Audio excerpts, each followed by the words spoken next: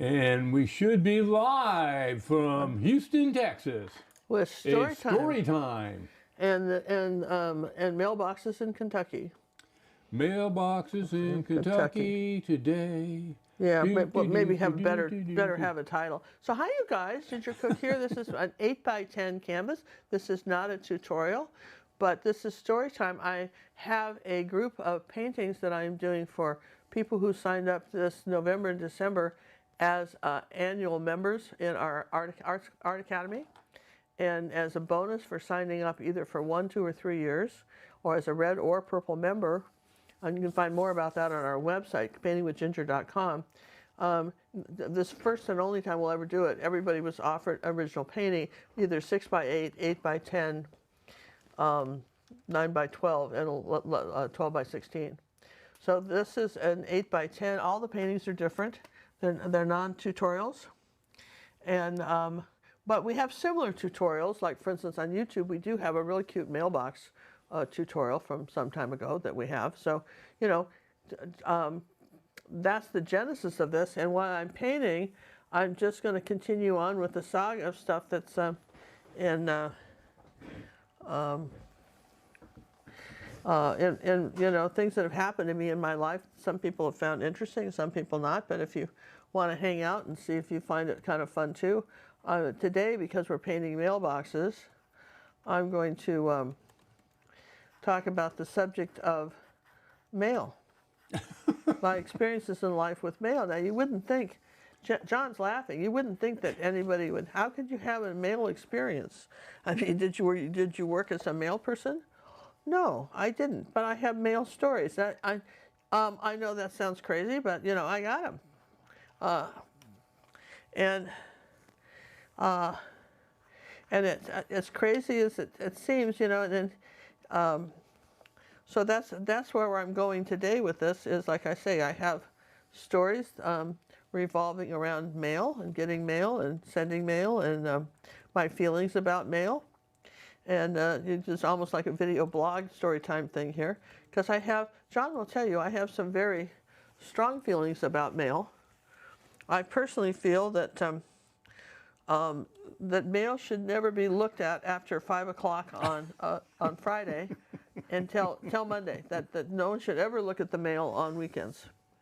Now you say, why is that? Well, for instance, suppose you get something in the mail that requires your attention, like you know, that maybe they're about ready to shut your gas off because you didn't pay the bill, or you know, some other terrible thing that could, who knows what could happen. But if it's on a Friday afternoon, everybody's gone home, so there's no one you can even call to straighten anything out, right?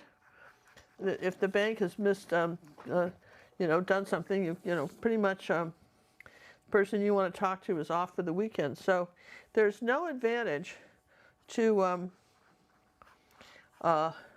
getting the mail, to even looking at the mail after 5 o'clock in the afternoon, and certainly not on, well, if you look at it after 5, and there is something that has to be done, and everybody's gone home because it's after 5, then you have all night to worry about it. So the only time to look at the mail is when if something needs to be done, you could do something about it. Okay? That's just how I feel about it. Now, John thinks, on the other hand, that that's the dumbest thing he's ever heard. He thinks that's just hysterical. But you know, I don't think so. Well, obviously I don't think so. Of course you don't think so. Because that's what I think, right? But anyway, it's like, for instance, back when my mother was alive, I was just never, you know, I had to decide what time to call her. If I called her too late in the afternoon, she might be drunk. Okay. So it makes sense. She might be drinking, and then I'd be talking to a drunk person, and you know, who knows what they would say. You know, drunk people are just not reliable.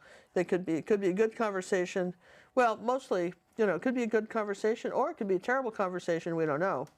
So then, if you call her, you'd call her in the daytime, and then if you had a bad conversation with you, then your whole day was ruined.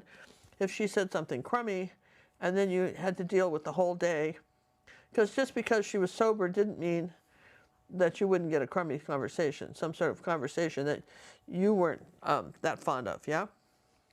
So anyway, that's my phone and mail rule. You know, those were the phone rules for my mother, who's since passed away. And you're going, well, what kind of conversations could you have with your mother that you would consider crummy?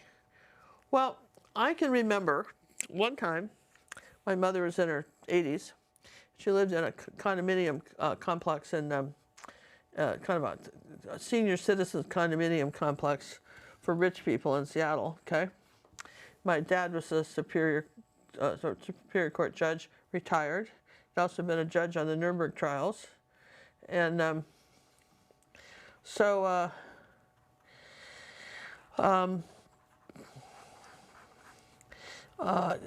let's see, where was I going? Oh yeah, so conversations. So anyway, it was my mother's birthday, and my sister lived in Seattle where she was.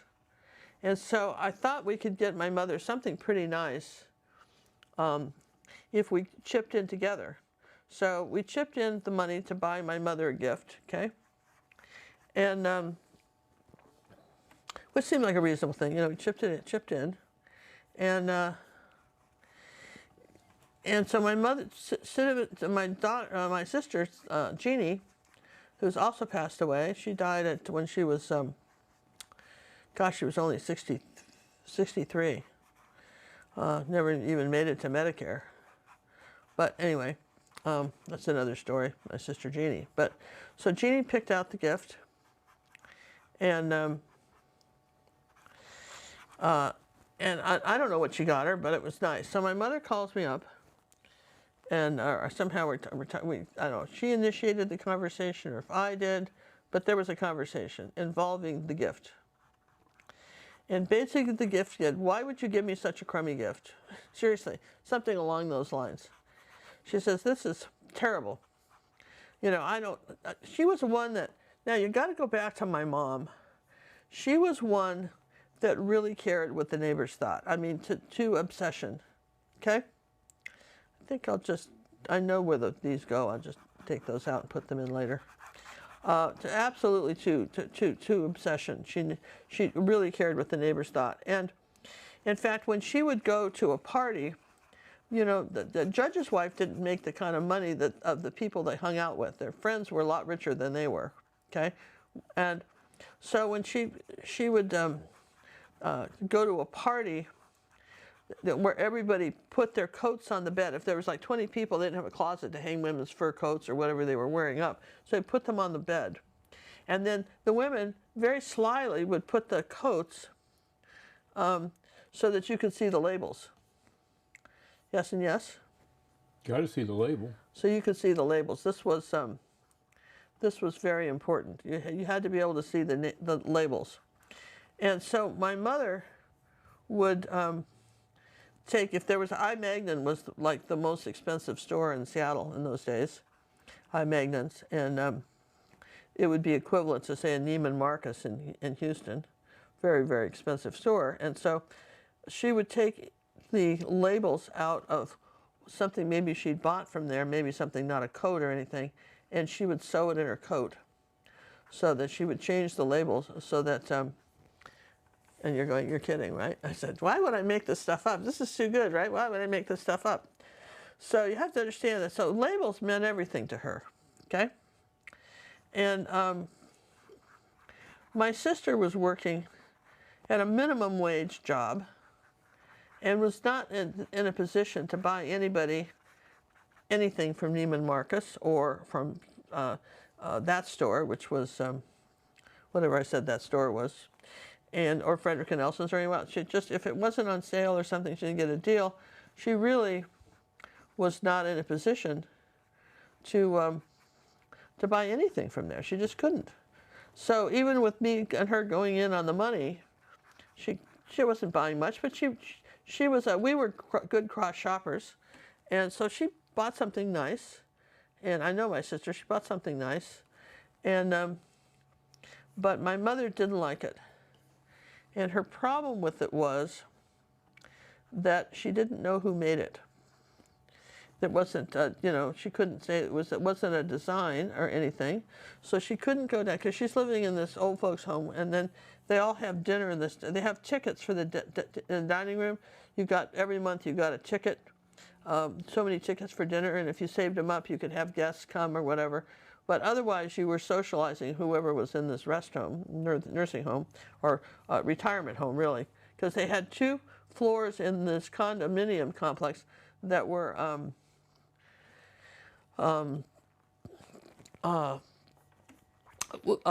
nursing facilities, actually, for people that were ill. And if you had a button in your condominium, then you could push it, and someone would come immediately if you fell or something like that happened. So anyhow, so when she went to dinner somewhere downstairs, or you know, maybe in the lobby or picking up the mail, and she was you know, getting you know, was wearing whatever since my sister sent her a sweater, she would wear something like that. She couldn't say what she couldn't say, like, "Oh, thank you, darling. I'm so glad you like it. This is a Ralph Lauren sweater," or you know, whoever it was, right? My kids are so thoughtful, right? Something like that. You know how it goes. So she didn't like the sweater, whatever it was. Even if it was a nice sweater, she didn't like it, and she was mad about it. And so she had this conversation with me. You know, she didn't tell my sister she didn't like it. She told me she didn't like it. Okay? And I know. She had to tell me she didn't like it, not my sister. So anyhow, she said, "Oh, I don't like the sweater. I don't know how to take it, return it. I don't know where you got it. What could I say about it?" You know, she wasn't kidding. She said, "What could I say about it?" That kind of thing, right? So I remember saying, well, look, I don't live there. Jeannie picked it out. Of course, I was going to throw all the blame on my sister because I didn't want to have this conversation with her. Jeannie picked it out, and we really thought you'd like it. And she says, "You know what? If you know what I want, why don't you just send me nuts?" She says, "Just send me some, you know, mixed nuts or something, because we can serve it at cocktail parties or whatever. Send me some nuts." That's what she said. "Send me some nuts." And I remember saying to her, because I was kind of pissed, because we'd gone on our way, and, you know, just not the least, but thanks for thinking of me. God, you know, you wouldn't say this. Another person gave her a gift. She would never say it, right? But somehow we were free game, my sister and I. And so I said, "Nuts? Are you kidding me?" I said, "Do you realize where you live?" I said, "You're serving nuts to people that come visit you in the condo?" He says, "Most of the people there in the 70s and 80s, my God, they probably don't even have their teeth. Why on earth would you send them would you serve them nuts?" I mean, I said that. That's kind of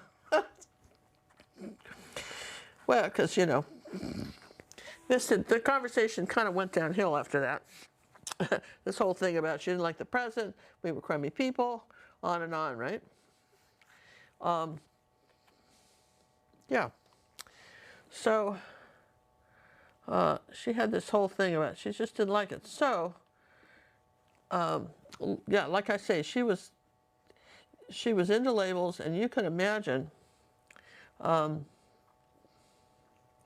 that having conversations with her when she, you know, other people didn't have those. Like my brother and his wife never, you know, my sister-in-law, who was a social worker, retired now, lovely social worker, very good at her job, very conscientious about, you know, people's welfare stuff. She never got when my sister and I had these issues with her, because she didn't talk like that to anybody else but us. You know, she knew she wouldn't say that. She never would have said that if my dad had been listening on the phone either. If she knew my dad was listening, the judge, he would have let her have it for saying stuff like that. So she was very cagey about never, you know, talking like this in front of him. But he was kind of old school. He didn't like the telephone. So if you called him up, "How are you, darling? It's so wonderful to hear your voice. Oh, Wootsy, darling, it's Ginger. Here, let me give you the phone." That was the conversation with my dad. Really. I don't know about you. Did you have conversations like that with your dad, or was he a phone talker? Never really called him.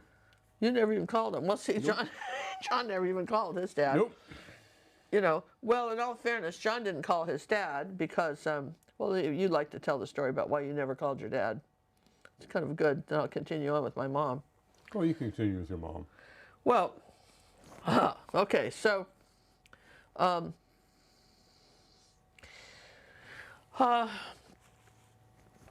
no, so that was the kind of conversation that just, you know, when you had those conversations with her, you just really didn't feel like calling, right? So now I know the secret to calling people like that, and I can share that with you. The secret to calling anybody that you dread calling, okay, and this is key here, so pay attention, okay, is you must imagine the nicest conversation you ever had with them, even if you have to go back to childhood, some late in Christmas, to come up with anything. Sometimes it's a stretch, even that far back, but maybe you know some nicer people. So you go back and you find the nicest conversation and you think about that before you ever pick up the phone. And I promise you this really works. And if you don't get that, if you're not going to get that shining, happy person, they won't answer the phone. The phone won't connect. You try this for a few times. It doesn't always work the first time. Give it a couple of times, and you'll be. It's called pre-paving, and what you're doing is you're just deciding the kind of phone call you want to have. Otherwise, you're at the whim of somebody else. Okay. And it's those. Kind of goes back to that landlord I talked about that told me, in all relationships, you're either training them or they're training you. Remember that? I remember that. And it's true with everybody, okay? So anyhow, let's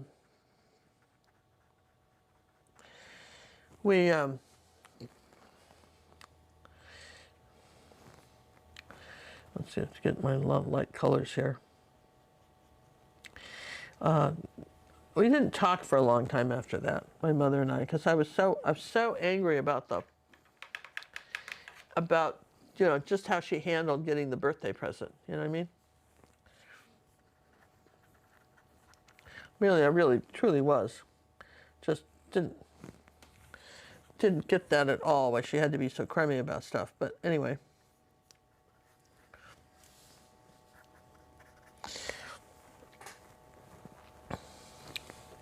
So yeah, back to why I kind of monitored to don't pick up the mail and stuff like that. But when I was 5 years old, and I went to live with them, and they were remodeling their little home that they lived in, so she could take in the 5 kids. So I hadn't known them, but you know, a month or two.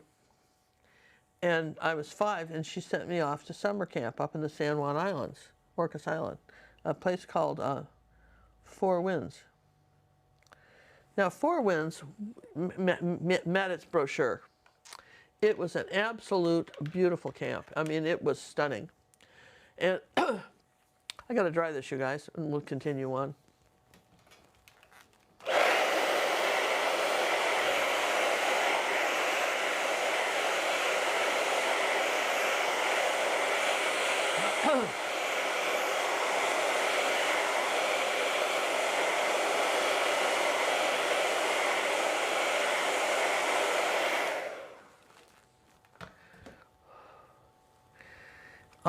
So Four Winds Camp. Now, my brother at the time, I was 5. My oldest brother was 10.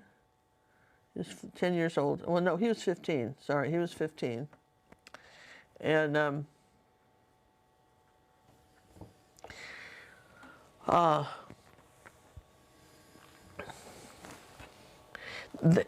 then my brother Jay was 2 years younger than him, and then my brother Jensen was a year younger than Jay. Okay, so let's get a little umber in that. So we all went, to summer camp so they could remodel the house that they were living in to accommodate all these extra kids, because there was just the 2 of them. They were in their 40s and didn't have kids. So my brothers went to a camp called Henderson's, and Henderson's camp, and they went there every summer, just like my sister and I went to Four Winds. Then one time, we got to go to I think one time we got to go to Henderson's camp in the summer, but by that time my brothers weren't going there anymore.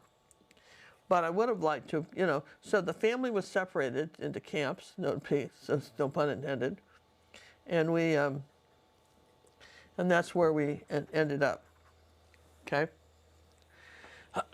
And so, and she was new to being a mom and still pretty enthusiastic about it, you know, in those days. At least that's how I perceived it. You know, maybe not, but it seemed like that. So one of the things the camp wanted to do, we lived in we each had our own cabins, and there were like, what was it, 5 or 6 kids to a cabin, no, like 4 kids to a cabin and a counselor, yeah.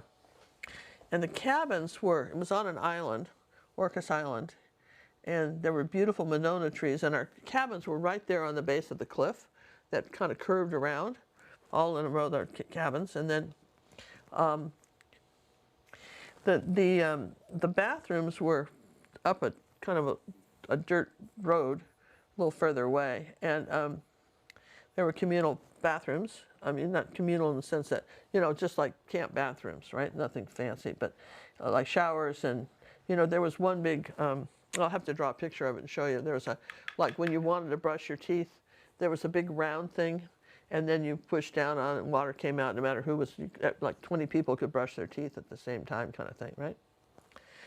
So anyway, and then our counselor, and it was really, their cabins were lovely. There was a fireplace in the cabins, and so we could have cozy fires if it got cold, because, you know, Washington State isn't necessarily famous for its best, warmest summer days. It could have it. In fact, at the camp, if it rained all day long, they had Christmas in July, and then they would have a fake Christmas, and everybody would make gifts for people, and we'll have to talk more about that camp, but it was really nice. It was a beautiful camp.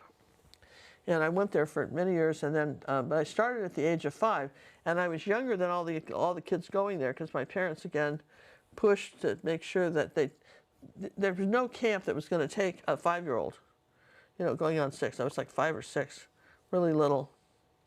And so nobody was going to take any kid that young, so so I was like the youngest kid there. And all the other kids were just old enough where they could do things I couldn't do. And my sister was, was doing good, but she was in another cabin, so she couldn't really help me if I was, having problems, because, like I say, she was in another cabin, and way up the down the cliff, or around the edge of the cliff. So she was, again, not where I could easily find her. Okay. So anyway, besides being bullied a little bit by the other kids because I was little, and one of the things that they were very big. They had a marina, and with sailboats and skipjacks, and they had the best. They had this amazing arena, a marina, and there were canoes. There were all these canoes, and there were these canoes, and then they had like a giant sailing boat that could go to Hawaii at one races, and the camp leased it for the summer, and the captain that went with it.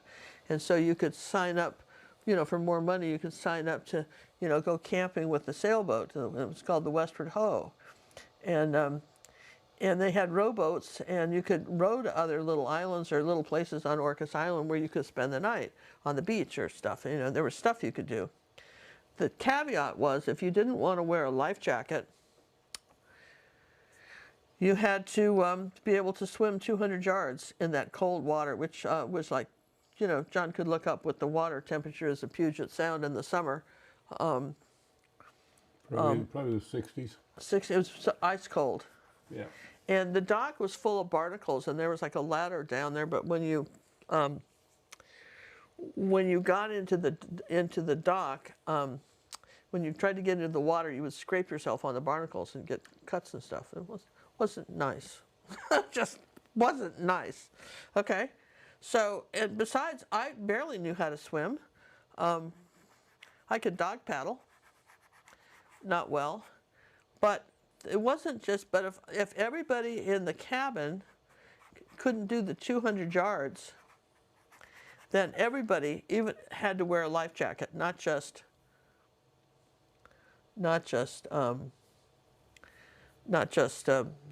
me. They would all have to wear it. And so, and the life jackets were kind of stinky and they smelled like salt water. You know, have you ever, you know what I'm talking about? Just sort of sticky, salt watery smelling life. I can still smell it. Smell like, you know, salt water. And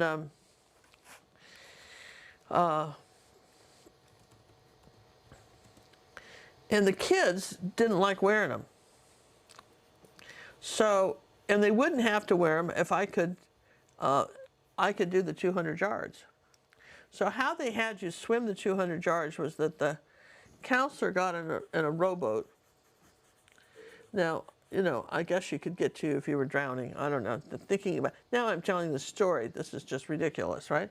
But the counselor would get in a rowboat, okay, and you would jump in the water, and then she would row while you swam, dog paddled, to the boys' swimming pool and the boys' camp and back.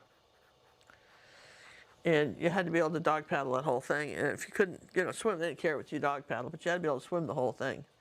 And, you know, besides this huge hill that went, I mean, really, honestly, there was like a 2-block hill, the grass hill that went down to the marina. Just having to walk back up that thing was a real feat, you know.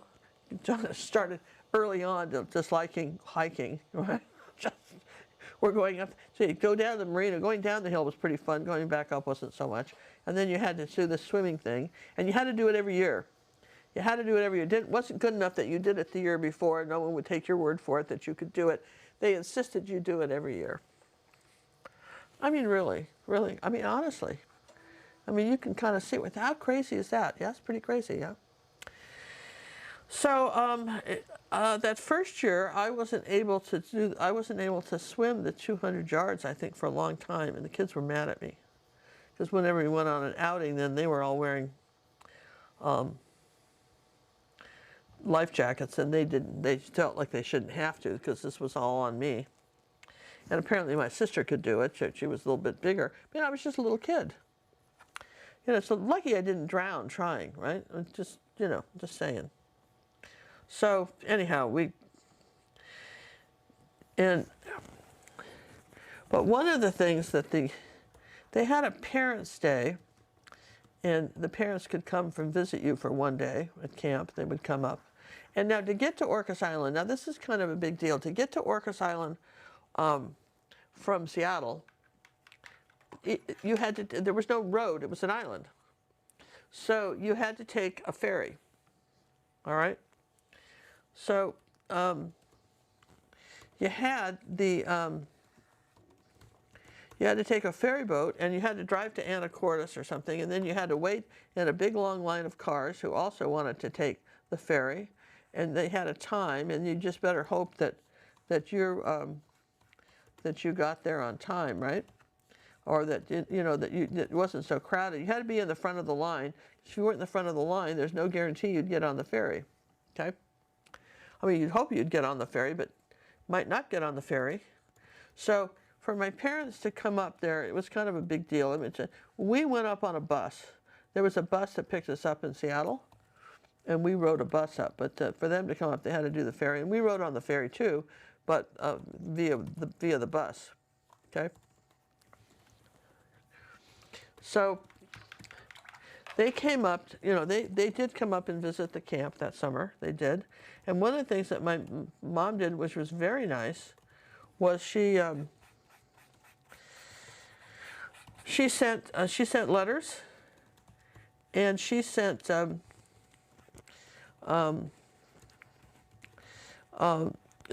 beautiful packages, surprise boxes of food and stuff. Really nice. Okay. And it usually came with, they had something called campfire marshmallows. You can't buy those. I haven't been able to get those for years, but they came in like a little box about like half this size of this canvas, and about 2 stories. And there was like 1, 2, 3, 4, 5, 6 layers on the bottom and 6 on the top, and they were very large marshmallows, and they were kind of crusty. So what happened with those is that they weren't soft, squishy like the ones you get today. They were just, and so they were great roasting marshmallows because of that. You couldn't, really good toasting marshmallows. And she sent Hershey bars because in order to have a good marshmallow experience, you had to do something called a s'more. And for those of you who might not be from the United States and know what a s'more is a 2 pieces of graham cracker, 2 pieces of, of Hershey's chocolate, 2 squares of Hershey's chocolate, okay? And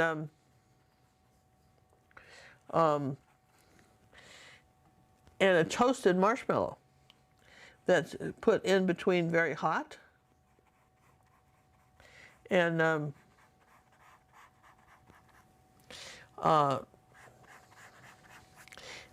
soft and gooey and squishy. So you had, and it was so hot because it was just almost burned your mouth. You then had it melted the candy, which was great, right? Melted the candy. And what's this? I'm painting. I'm thinking what we're doing here.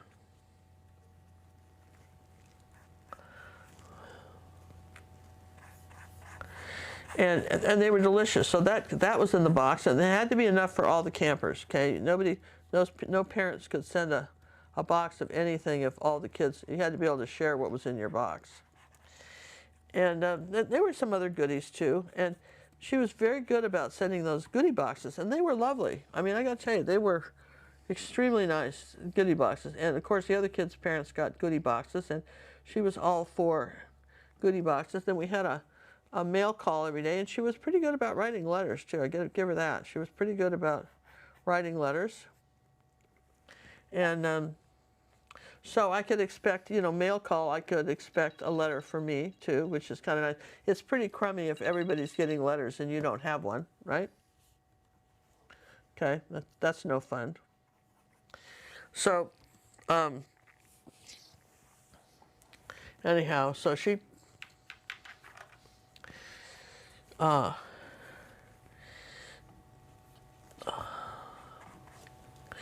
so she was really good about mail in those days, okay, and getting mail, and that was very nice. That was a plus. Now you've got to think about the fact that I barely knew the lady, and then I'd been sent off to camp, and she's now announcing herself as my mother, okay? And so I want to give her the benefit of the doubt as much as possible, yes, because she said she's my mom, my new mom, and so you want to, you're doing the best you can on this, right? As a little kid, you're just really trying to figure out what the deal is. And they seem nice, and the people that were raising us before then were horrible. So, Attila the Hun would have seemed nice in comparison to the people who had us before that were hired by the bank to look after us in the trust fund, okay? And like I was, I had some Christmas stories, but I didn't want to depress anybody on Christmas by telling you about what Christmas was like when the governesses were running things. I know that sounds crazy, but there was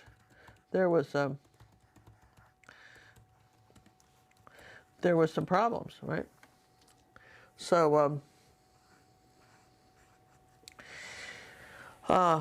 anyhow, so like I say, they were very nice. They sent stuff, and then we had some books to read and that kind of stuff.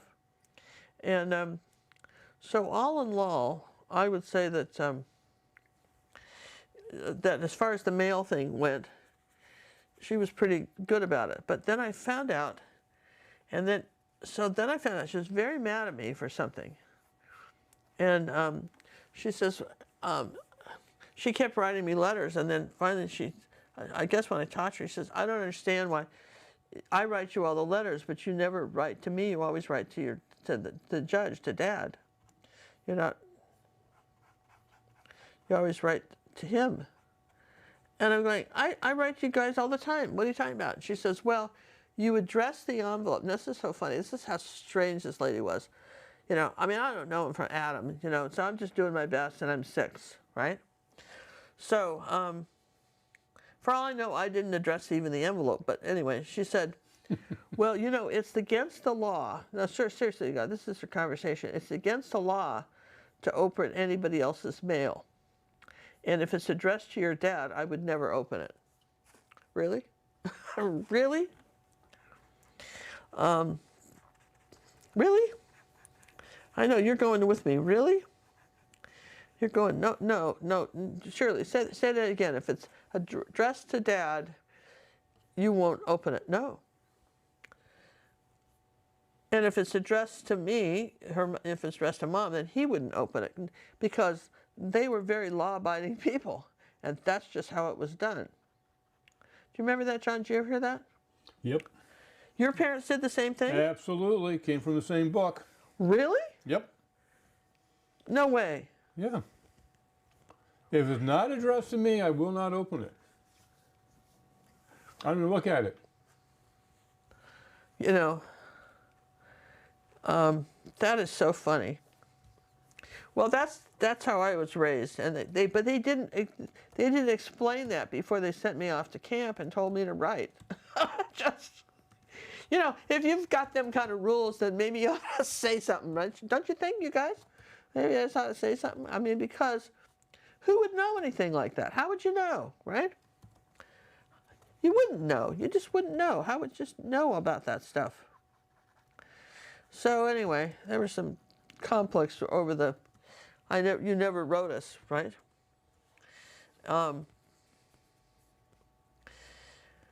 So that was sort of interesting in itself, you know. Just you never wrote. You got it. If it's not addressed to both of us. And yet I found it hard to believe that she couldn't resist and not open it. She strikes me as the kind of person that would have opened it anyway. You know what I mean? You know what I'm saying? Oh, I think she would have opened it anyway. She would have steamed it open and sealed it back up. Yeah, you know what I mean? I think that she's the kind of person that would have steamed it open and folded it back up and not said anything. Now, conversely, you know, I digress a little bit, but I love mail stories, don't you? So I got more about the family and stuff, but I don't want you to all feel bad all afternoon when I tell you these stories. So I'll give you a kind of a funny, maybe it's not funny to other people, but it was funny to me. I can tell the story because the woman has since passed away. But in our neighborhood, we don't have mailboxes like this on the side of the road and then you drive up and get your mailbox. Usually in the States, the mailbox is on your driveway right in front of your house. You just get the mail. Sometimes there'll be if it's close together with where people live, then all the mail will be kind of in a row like this, like out in the country, okay? Or there might be one way down there or something, right? But it's done so that the mail trucks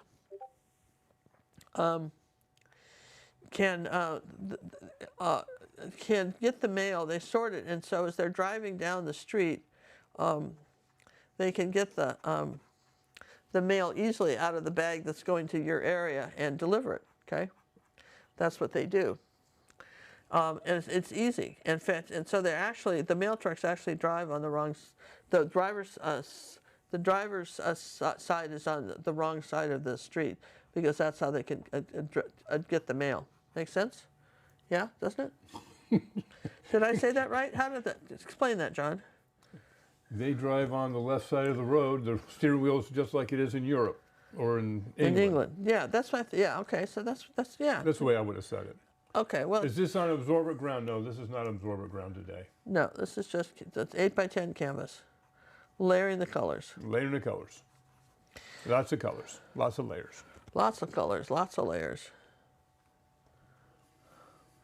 So,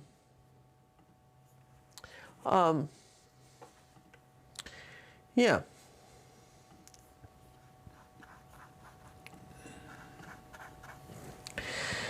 So anyway, we had a neighbor across the street. She again, she's since passed away, so I can talk a little bit about her, right? And she had a few issues with life and on the planet in general. She was, I would consider her, she appeared unstable to me. And nice lady, but definitely life stresses hit her differently, okay? Just in general. So she had worked as a dental assistant for a while, and then she had gotten her kids into pageants, her boys into, pageants, and wanted to get into acting and stuff like that. And she, I don't know if you guys remember Jean-Benet Ramsey, the little girl that was in pageants in Colorado some years ago in the 90s. She was killed. Well, my friend had the same, our neighbor had the same clothing designer as her. And when her boys got past the age of like 5 or 6, they absolutely refused to be in pageants. But she finally found one of the youngest one was willing to do it, and was willing to be in pageants for his mom. The others just told her to shuffle off to Buffalo. They weren't doing it. You know how kids can be. You have a good idea and they don't think it's great at all, right? This is great. You guys are going to love it, right? No, we're not going to love it. What a stupid idea, Mom, right? So anyway, because she didn't have any girls, she just had boys. So anyway, so she ended up at some point in her, when she lived near us, she ended up getting a job working for the post office. Now, my sister had, also, worked for the Postal Service, but she worked in a little drugstore where they had a little contract postal station. And that's where she ended up working, okay? But our neighbor, she got a job just delivering mail in the neighborhood, okay? And the reason you can understand now the reason this story was so shocking to me when she was relating it to me, this shocking business with her, was because she would open people's mail and read it, particularly people that were going to school with their kids and stuff, and she'd read about report cards, and she'd open it up and then seal it back up if she delivered it at all, and read it. I swear to God, honestly, that's a federal offense to open people's mail. Mother obviously thought they were going to come to our house and shoot her or something if she did it with my dad. I mean, you understand that the way I was raised in this family, you told me the mail person was opening our mail. Oh my God, this gives outrageous whole new levels, right? Yeah? I mean, it's so strange, yeah? But apparently she got so addicted to this, at the mail, and she told us about it, and she was so fascinated by it. It was almost like, like you're kind of listening to my stories about what it was like, to grow up with these very unusual parents that adopted me, right? Or sort of adopted me. Technically, they actually legally didn't, but I didn't know that till I turned 21. But I mean, so for me, that she got so fascinated by the mail, and I was very alarmed because we were friends with her husband, and I was really concerned that they would find out and she'd end up going, to prison, because I mean, you could. And it's a federal offense. It's a federal offense. So it turned out that one of our friends, temporary friends, seems like there's a lot of those. One of our temporary friends was an attorney, and his brother was head of the postal thing in Kansas. And I told him because the reason I told him was because he was an attorney and he went to her church.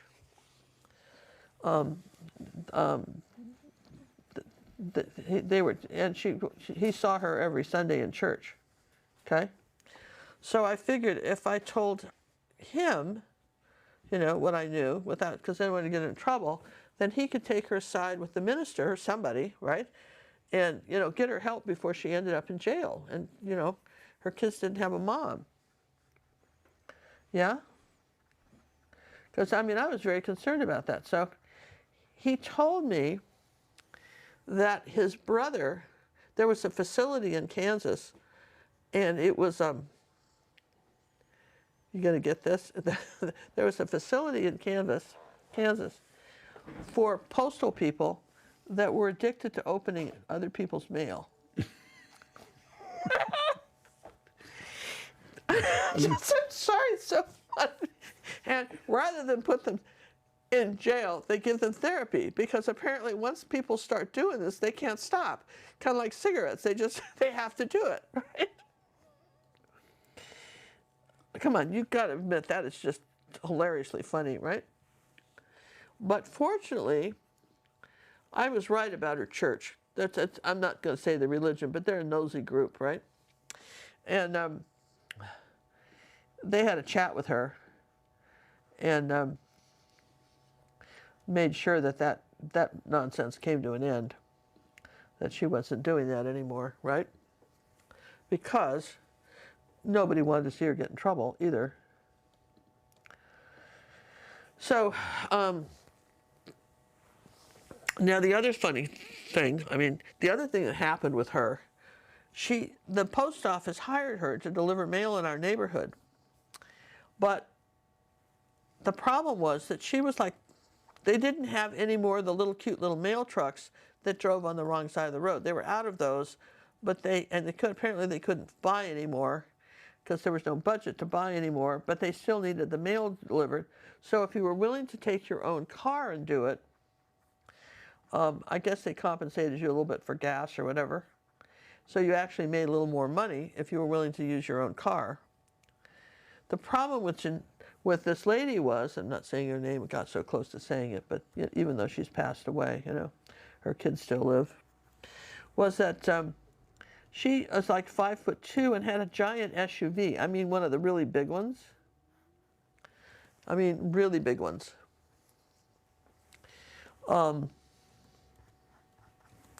And so she could barely see over the steering wheel when she was on the proper side of the car. It wasn't set up for delivering mail. So she would sit in the passenger seat and put her left foot over the hump of the car and drive with her left hand and deliver mail. It's normal. And the thing of it is that, she couldn't stop easily. It was a real risk that she was going to hurt somebody, yeah? Really could have, killed somebody with that. And I personally thought that was on the postal system, but that was on them, but I thought that was so dangerous. And I couldn't believe that they would allow something like that, but they did. Anyway, so that was eventually she, apparently her church convinced her that perhaps mail delivery really wasn't her thing and that perhaps she should consider doing something else. So she went on, and then later she got breast cancer because she was only in her early 40s, late 30s. They moved, but I'd heard she'd gotten breast cancer, and her youngest son became a doctor after that to try to help people. He was inspired to become a doctor because of that. So anyway, that was her story. So we're going back to mail. Now my sister,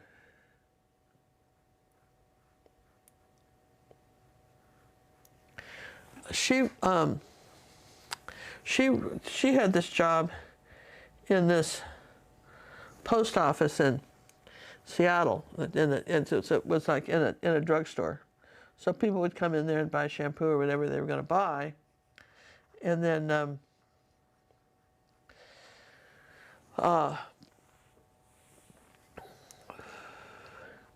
then they could mail letters and so forth. Okay. And I remember her telling, and she would call me up and she would give me tales of the post office at the drugstore. Honestly, it was just like a soap opera, stuff that happened, and that you wouldn't think anything would happen like that, right? But lots of stuff happened there, and her stories were pretty interesting of what happened when she was when she was doing that. I was just anyway. We've talked. So one of the things she talked about was it was her job to order the stamps. Okay. she was in charge of ordering the stamps. Though, well, she was not the only one that worked there. She was supposed to order the stamps. And and usually there were long lines that people didn't want to go to the main post office in Seattle. So the neighbors, it was kind of a neighborhood store. So people had a tendency to want to go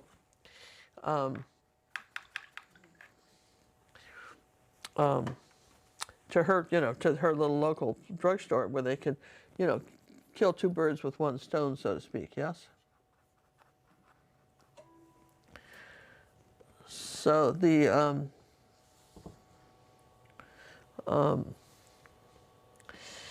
so one day, people were complaining that she didn't have any Nixon stamps because he had died, and there weren't any. And they felt that there should have been some Nixon stamps. Okay, and she said to me, she says, I didn't order any Nixon stamps because he was a controversial figure. And she said people would get to talking, and there would be too much conversation in the line. Held it up, she said. She didn't want to see that. So she didn't have any Nixon stamps. And anyway, she picked out stamps, and then the guy that owned the drugstore, when she got some interesting stamps in, he would come and just help himself to some. Apparently he had quite a stamp selection. And the Postal Service would come in once a year or twice a year and do an inventory on the stamps. But the problem is they didn't have anybody there doing that at all, okay? Nobody was doing an inventory on those stamps, period. It just wasn't happening. So eventually, the post office closed because they closed him down because he kept, she didn't have to, my sister didn't have to close out the register when the next person did it. She didn't have to do that. And he wasn't a nice person. She got really sick one time. And I remember this because she was so sick her face had turned yellow. And her eyes had gone yellow, and the guy had quite a pharmacy. I mean, he knew a lot about drugs and stuff, and but he didn't want her taking time off because he didn't want to hire anybody else, and so she was pretty much stuck with working there, and it was hard for her to get any kind of time off, really. And so one of the doctors that had come into the pharmacy to buy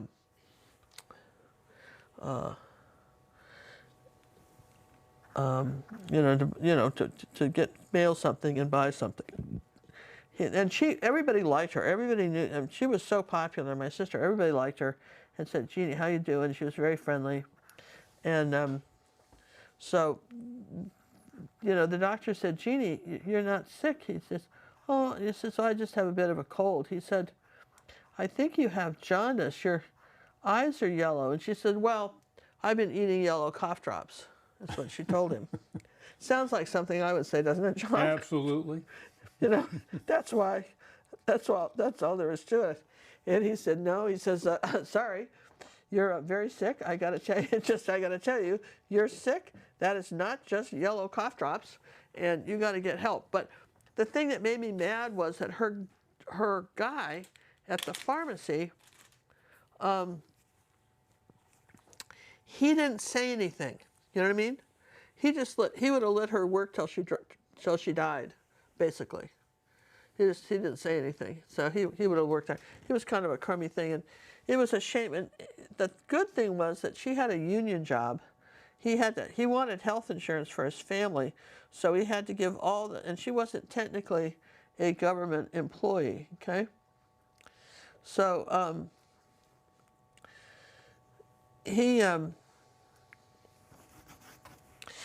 she had a good union rep, and so when the drugstore closed,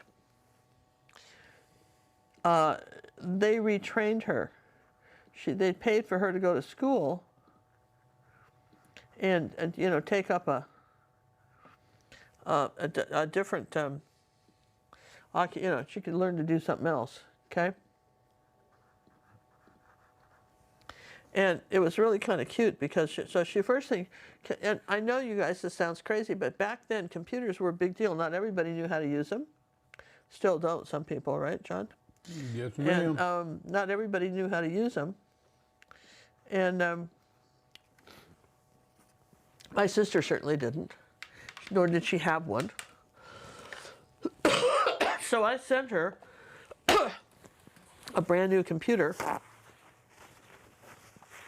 from, I think it was Best Buy, because they had a Best Buy in Seattle. So what you could do then with like a Walmart or Best Buy is you can buy it at one store and somebody can pick it up at another store.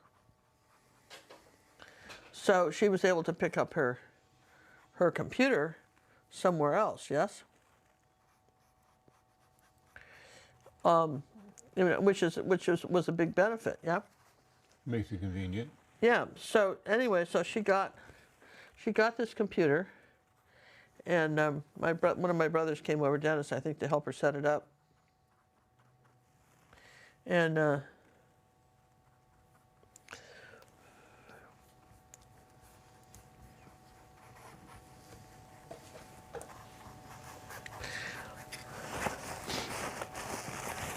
so when she goes to class with her wonderful new computer, okay,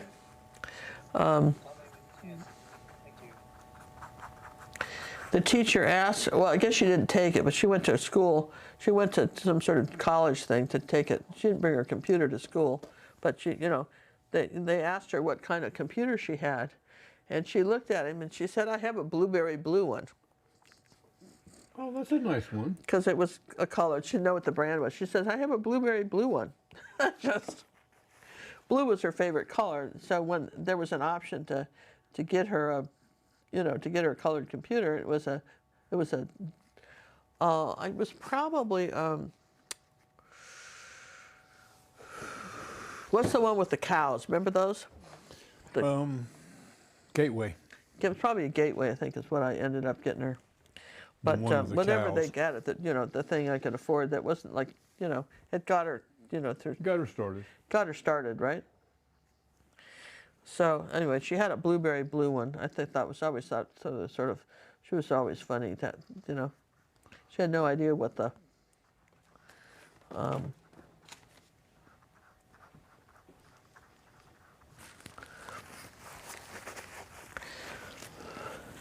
what any of that was.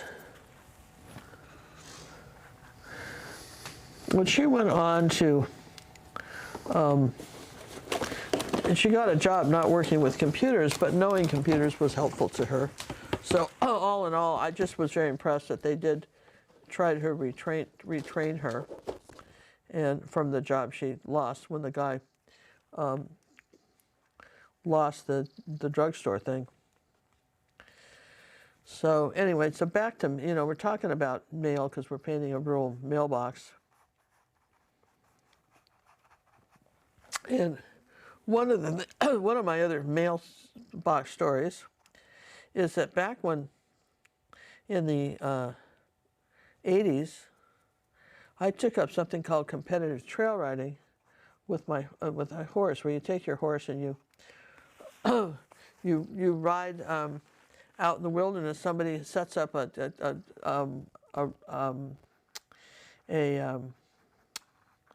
contest, okay, and you get you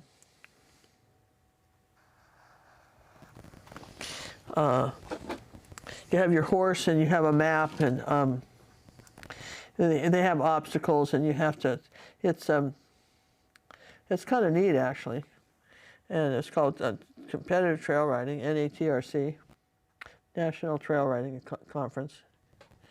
And one of the things you had to do was, on one ride, was you had to, well, the judges could come up with any old stupid thing that they wanted you to do as long as it was in the rules. And so there was one ride in Southern California where I came across them, came out of the woods, and there were the judges near kind of a riding ring facility. And there was a mailbox there by the ring, and they wanted me to ride my horse up to the mailbox, open the mailbox, and get it, and close it. But the problem was with my horse. Oh, and then I had to go through a gate too. I had to open the gate with the horse and then go to the mailbox and all that stuff. That was this whole big elaborate thing. So one of the things I was very cognizant of was the fact that I had a horse that was just crazy. It wasn't going to do any of that. I mean, I didn't want to lose the contest because the horse was afraid of mailboxes and gates, right? So I remember, just being somebody that absolutely knew the rules to these kind of things. So I said, so I want you to, please repeat so I understand. Tell me if this is right. What you want me to do is to go through the gate and open and close the mailbox. Is that correct? And he said, yeah, that's what I want you to do. So I got off the horse. I and opened the gate, opened and closed the mailbox, and got back on the horse. And he looked at me absolutely dumbfounded because he was really pissed because he knew that is not what he had told me to do. Does that make sense? He just, that was not it, okay? But that's what he said. Make sense? That's what he said, so that's what I did. So, there were some, so that was my trail riding mailbox. But anyway, that was fun. We were Grand National Champion President's Cup winner that year. And, but I can remember, it's so funny because I remember there was one judge that wanted me to do something, and I challenged it. You could send in $50 too if you really wanted to challenge somebody, if you really thought they were wrong, okay? So, I mean, I did challenge it, and got a smaller brush here. I did challenge it, and I remember somebody in camp going, because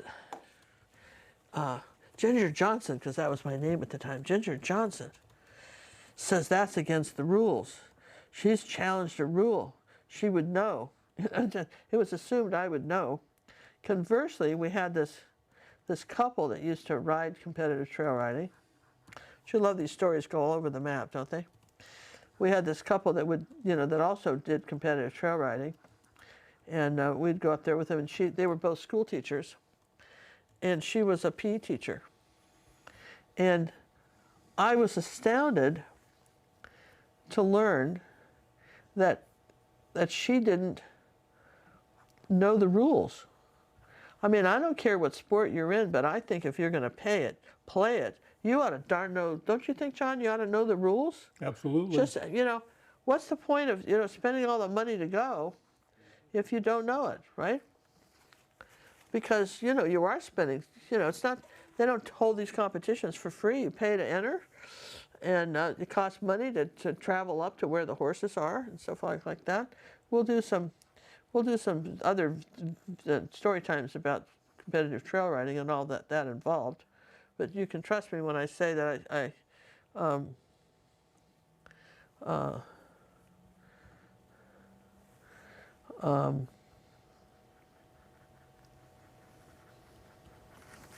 you really, in any sport, in any activity you do, that's just learning the rules, I think, is kind of essential. That's just me, but, I just personally think that that's something that anybody would want to do if they're going to do anything like that. So, anyway, so back to mail. So we're talking about mail here. Yeah, this is a good time for me to dry this, John. I think I'm going to stand up and stretch my legs. I was informed by the doctor the other day that I need to do more of that, so we're going to take a quick break in a minute as soon as John comes back. Where are you leaving? Oh, he's going to get some stuff to show you guys. I need to dry this. I'm answering emails. Yeah, but you are going to, right? I'm going to get up and just dance. Let me think. What do we? Before I start, John does have a plan. I do. Okay. I don't have a plan. Never have a plan. So I'm going to just pause this for a minute as soon as John's just wandering around aimlessly doing something. So I won't pause it yet, but that's coming, right? Maybe somebody would also like a restroom break or whatever, but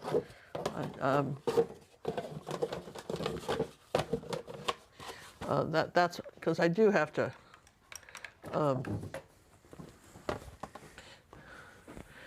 All right, get up, my lady. What's that? Get up. All right, out of my spot. All right, I'm going to get up and just move around for a minute and dry let my picture dry. See if I can still stand. Ah! There, see? See? Don't forget the calendar. Yes, ma'am. Oh. You're telling me what to do? Yes. Where would I be without you? Ginger says so. It must be so. Okay. Do I have to get paint on my face like you do? Yeah. I have to adjust the camera now. So we're going to do a little commercial because we can. We're going to do it from our sponsor, which is us. Yeah, Ginger's got to move more. Doc says move more. This is our manual system right now. And I can't see anything you're saying because I'm not by my computer. I'm over here in the studio. What we have here, as you all know, during these Storytime episodes, we're doing over 70 paintings. Ginger's got about 20 of them done right now. We've got 70 of them that we'll be doing. And these are from people that have signed up for our yearly membership, either red or purple, 1 year, 2 year, or 3 year. And depending upon the color and the number of years, depends what size paintings you got. So I'm not sure which ones you guys have seen recently, so I just brought over some of the most recent stacks. We'll kind of take a look at them. This was one we had just finished the other day. It's a coffee shop in Hawaii by Hawaiian Falls. A little coffee, really nice. This is a 9x12. Yep, 9x12. I know most of you have seen the bunny. That bunny has been claimed. He's got a new home. He'll be hopping to it after the first of the year. All of these will be going out over the next year to get them all done and get them all shipped out. But we'll start as soon as the holidays are over. This one, I call it the Pink Farm. Just a lot of good colors. Palette knife. Again, these are all 9x12s. And that is a kitty cat. I think I don't remember if somebody's claimed that one or not yet. I'll have to ask Liz. She's keeping track of that. Ready? No. Okay. I have the show now, baby. I'm taking over. All right, what you got? Oh, you shot. No one's seen that yet. No one's seen this yet. What is this one? Was this a... This is a Academy lesson, Old Mill. This is an Academy lesson, so this is not one that's going out. I just am giving you a preview of what's coming up. Yeah, in the Academy for probably March or February or March. A little bit later. And then the last one we just did last night, we finished this one yesterday. Three episodes to get this one done. Old Texaco Station in the Louisiana Bayou. After a little bit of rain. Look at the reflections down here. Look at the colors in that. Absolutely stunning. So we'll bring the queen back. That was a brief word from our sponsor, which is us. Let me bring this back over here. Bring this over here. Bring this over here. Do you want to show the calendar real quick? I was just going to show you the calendars after I readjust. Well, let me have the calendar. Yeah. For those of you that haven't seen our 2024 calendar, And you know, you're missing out. this I spent we spent a long time making these. This is the There's the cover. each one has an affirmation, each one, and they're just a very helpful. Like for instance, this one these were painting tutorials in our academy. I'm a unique artist with a voice worth sharing. So every month you're going to find something that and you firm on, and you can easily write on these. Yeah. And the big one is a glossy surface. The photographs are glossy, but the actual writing area you can write on. It's a matte finish. Yeah. So you can write down in the calendar. I cultivate a beginner's mind, open, curious, and playful. See, these are just appropriate. very appropriate. Each painting has a picture that's appropriate. We won't tell you. You can see them on our website. And I don't know if you can see them from the phone, but you can from a computer, all the pictures. But trust me, and then it comes in 2 sizes. The little one is really cute too. And for Lorraine, our friend Lorraine, who said last year she wanted the pictures separate so that if she wanted to hang one up, she could. You can the pictures are not back to back. See, just the calendar there so that each picture could be cut out and framed. And frame them up. And frame them up, right? There's the picnic in the rain, which was one of our most popular tutorials. And this is, and read the My thing. painting is my story. Each piece has its own narrative. Okay, so each one of these things, you can be excited and read them yourself. The calendars come safely packaged with an extra outside sheet, front and back. There would have been a yellow sheet on the back of that. We took it off. And you tear those off. And then the back of it is our bio. Your bio. My bio. So I'm here. Look at this. I get orange. I just sit here. yeah. Get me out of here. So you guys, you get to see what those are. I just wanted to make sure we just haven't told anybody enough about those.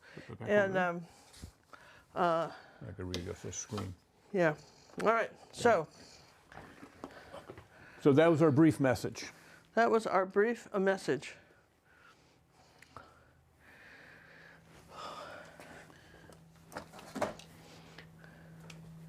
And back to painting the mailboxes. There we go. So as I I get paint on me. I know, I get paint on me all the time, John. It's just the way it is. You. So as we keep going with this, let's see, start layering in the paint. As I start layering in the painting, I'm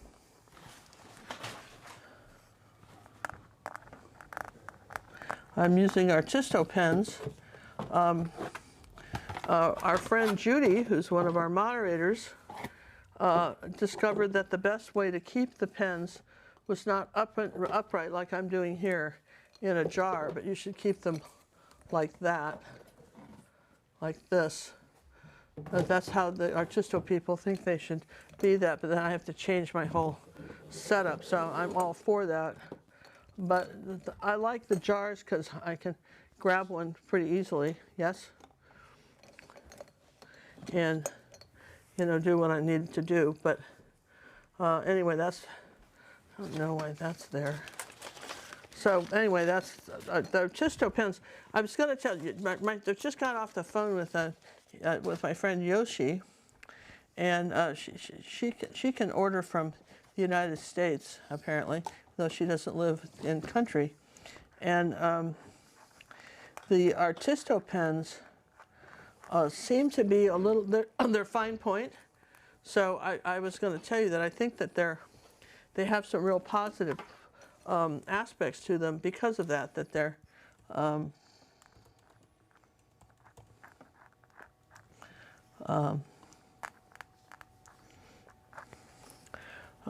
you have that ability to do that. I probably should have shaken that up a little bit because it's not really writing.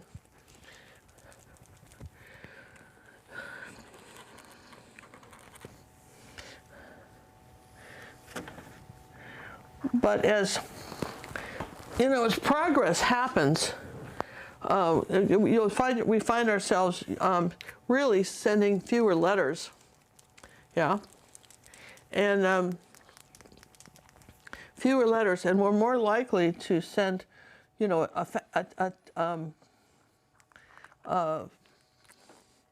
fax or you know, texting and stuff. Now, my parents, as they aged, they didn't ever, you know, have computers, or, you know, my dad died when he was 99.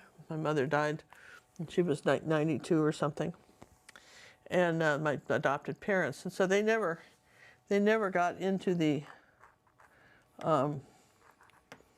computers particularly. That was not their thing, right?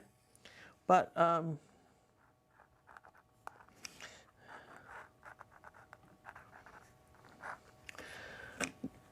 I remember that when the faxes, remember I told you the other day about well, the first time I ever heard about a fax machine, the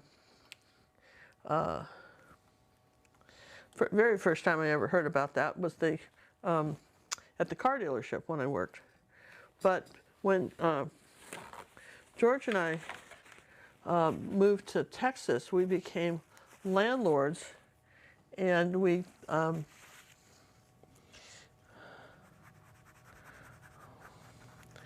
bought a lot of, had a lot of real estate, and we ended up buying a fax machine. We had one, and back when people didn't have fax machines, it was still pretty new, but we had one, and most people, if they needed to fax something, went to like a local office store. They charged to fax the fax stuff, and so we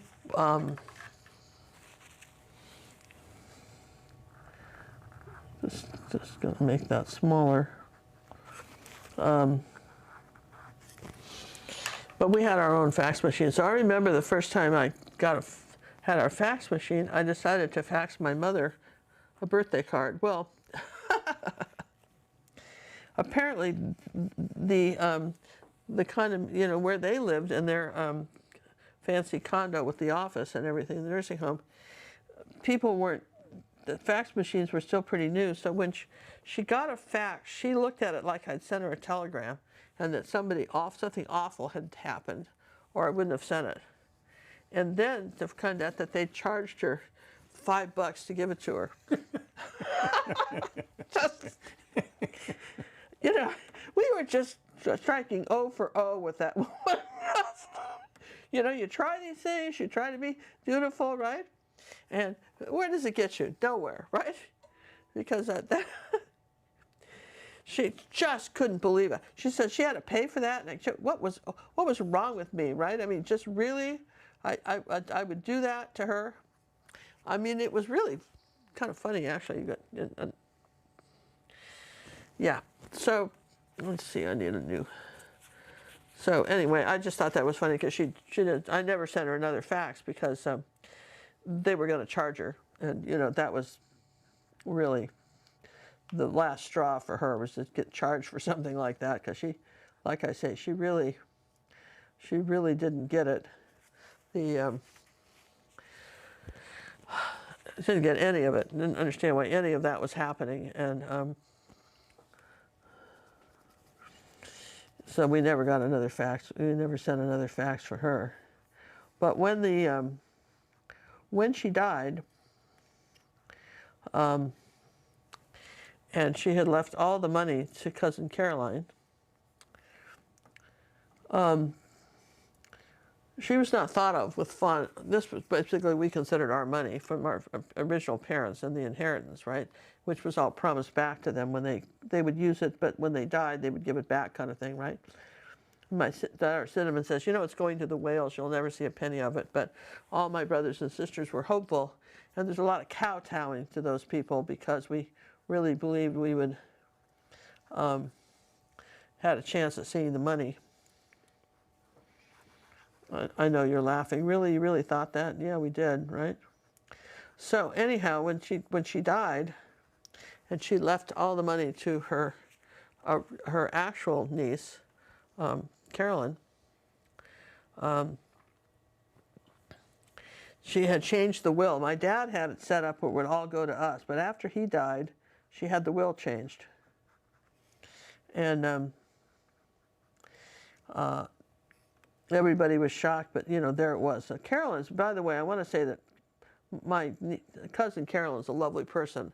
I like her a lot and always liked her. So I'm not upset she got the money. I'm just, but there was a little bit of, you can imagine the sense of betrayal we felt from my mother, who was giving Carolyn all this, you know, left all the, I don't know, money to Carolyn, their money. So it became, but one thing she didn't anticipate was the, that when she, in order for them to proceed with the burial or the cremation, because she wanted to be cremated, that one of the things that had to happen for that to happen was that she had to be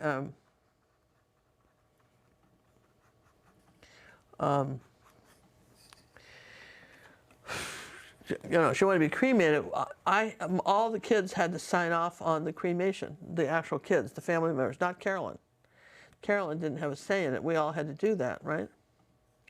And so, when it became my time to sign it, I didn't. So, I mean, some of you may have heard this, but it all ties in with how I feel about mailing and faxes and all that stuff, right? So I absolutely did not sign it. And so time went on, and I kept saying oh, I never got it. Oh no, gosh. Yeah, I should do that. No, you know, and I don't know, did you send something? I never saw anything. You know, fine, you know, I just kept, there was just one excuse after another that I just kept coming up with. But nobody was getting you know, there was no cremation. The body was being sitting in that morgue like a taxi cab driver, you know, ka-ching, ka-ching every day. Cousin Carolyn was going to have to pay. I know, I told you I liked her, but, you know, there's a limit, right? Just so Carolyn, you know, just, even though it wasn't her fault, I wasn't that keen on doing it. Finally, my brother called me and he said, you know, he said, I know you're, because he used to live with us. I said, I know you're, he says, I know you're getting those faxes.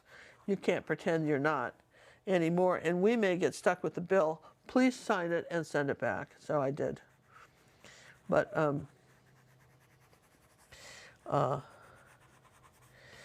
and then they did not have a funeral. There was no funeral. And cousin Carolyn didn't have one for her either, even though she certainly inherited the money. She didn't have one for her either. And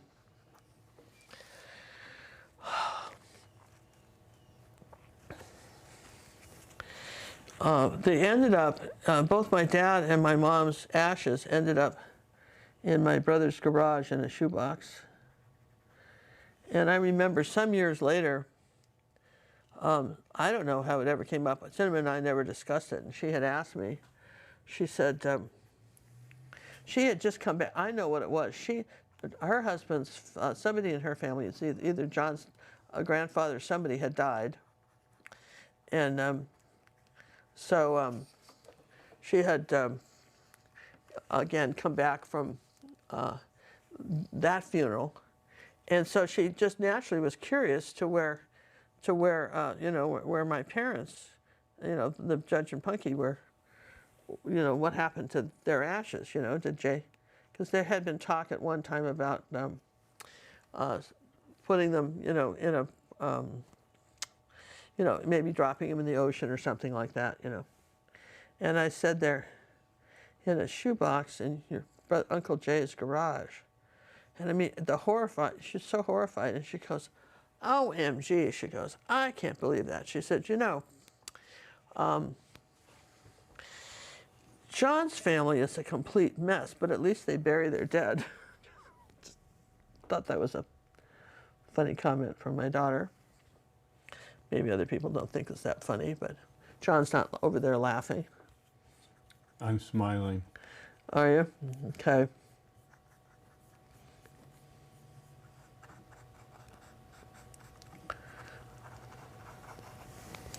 Yeah, well, anyway, that was kind of funny.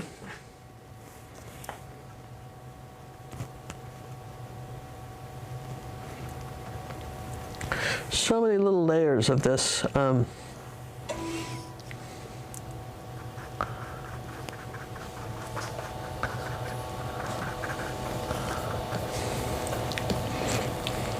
On this picture, even for such a tiny picture. Sometimes people think that, you know, a small one is easier, but sometimes a small one is actually a bit more challenging than a large picture. It certainly can be, right? So,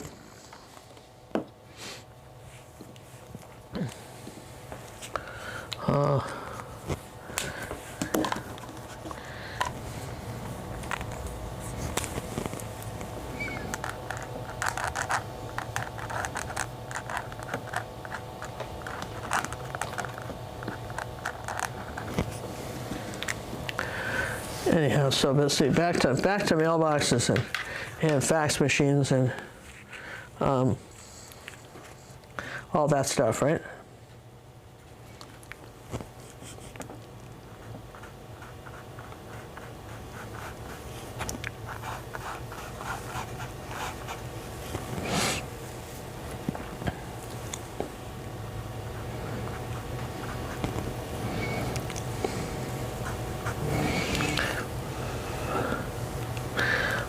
Getting the end of the road here.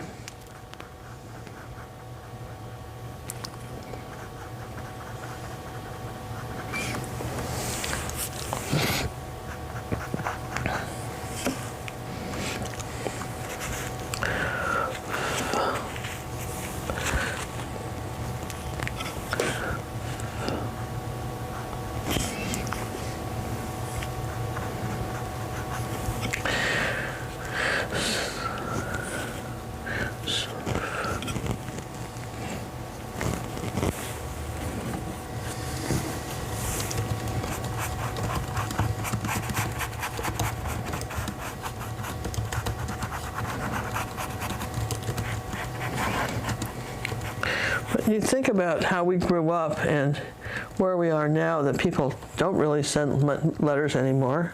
I want to thank everybody who sent me their Christmas cards to us, and that was very nice.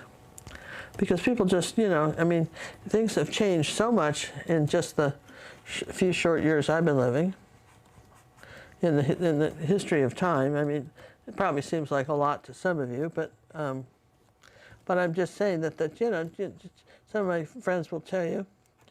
And incidentally, she's probably not listening now. She's probably off painting or doing something. But just a quick shout out to my friend Kim and let you know that I do have a doctor's appointment. I did try the inhaler. So I did. So there, because you said. Yeah, there. Nah. Yeah, so I did it, Kim. Quit bugging so me. there. Nah. I did it. I did it. Enough already. I did it. Just, okay. I did it. Okay. And anyway. I haven't seen her. I think she's packing. Is she going today or tomorrow? Or? She's leaving the 1st for a fabulous trip to South America, South America, South Pole, on her way down to Antarctica. Down way to Antarctica, yeah, South Pole. It's all on the way. It's all on the way. A fabulous cruise. Sounds like a lot of fun to me. So,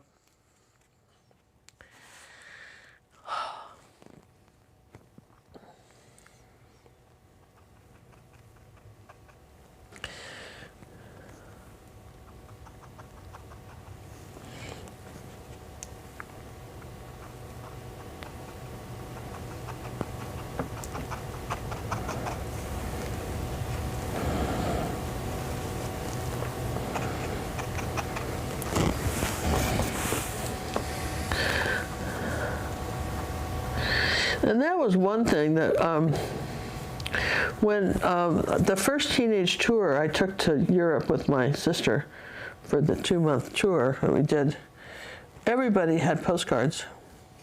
Oh, that's what you did. That you could send postcards, and people loved getting them because there were these fun little foreign stamps. It was all nifty stuff, right? And when John and I were traveling, nobody had any postcards, remember?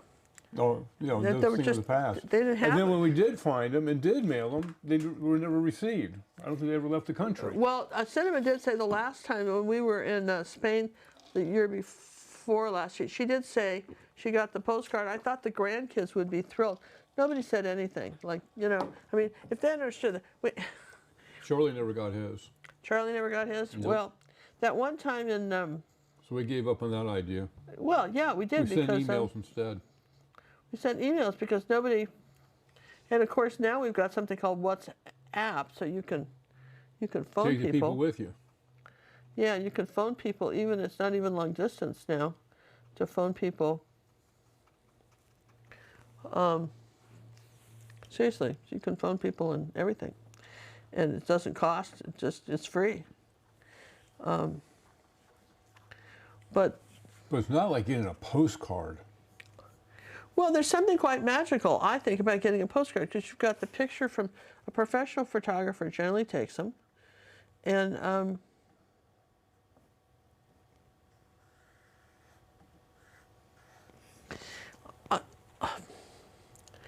I think they're kind of marvelous.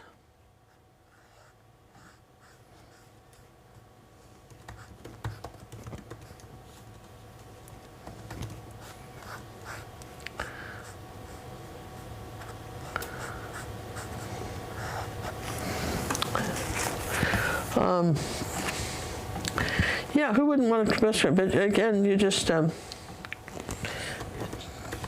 now you're dealing with, you know, emails, and of course, there's something. For instance, Ronald Reagan was the president, was known for his letter writing, and after he died, they found he'd kept all the letters apparently that he had written to people, or people that he had gotten, and people had kept his letters. He was known for writing letters to people, and it's kind of it's kind of a big deal.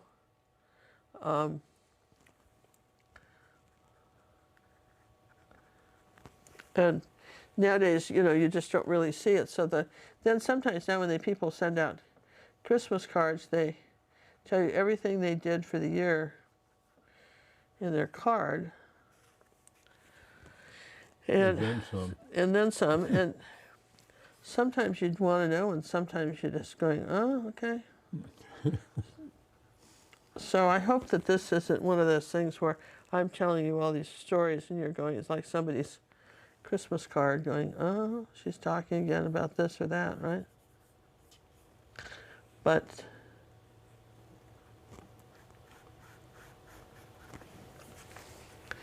that's, kind of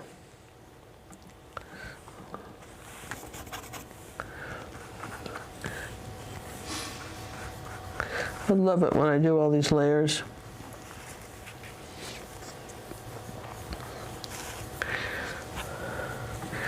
Okay, so let's do the tape for the mailboxes. We got to put the posts in. So what do we need here?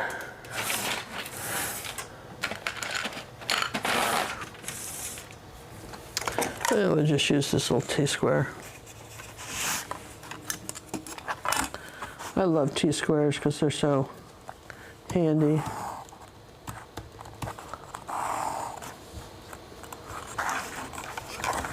This particular pencil, this charcoal pencil doesn't worth anything.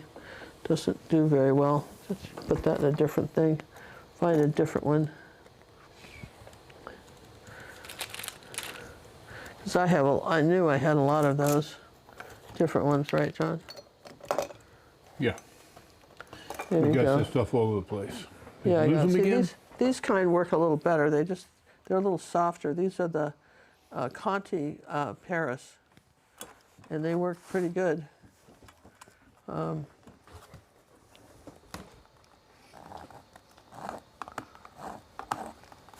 Maybe. Not really. Maybe this, Do you not have your regular ones anymore? let's see, where's that? That's not that. Don't like that. This is like Goldilocks and the Three Bears, one like this. All right, there we go. See the difference?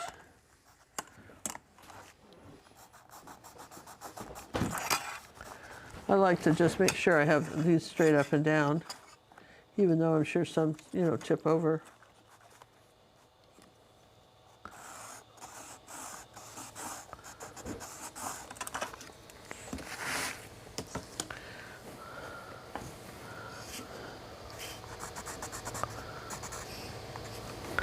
Okay, so get back out my tape and play with these little mailboxes and keep working on the picture. So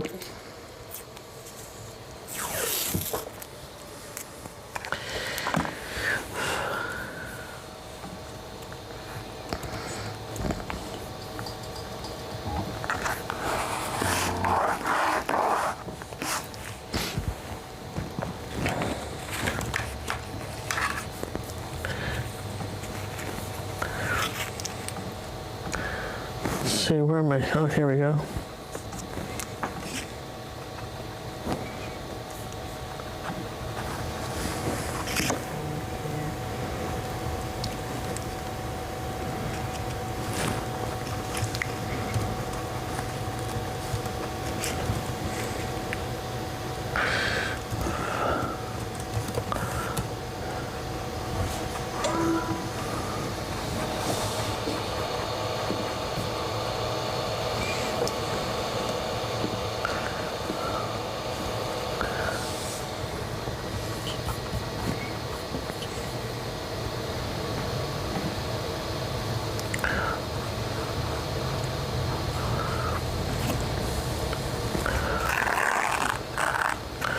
Okay.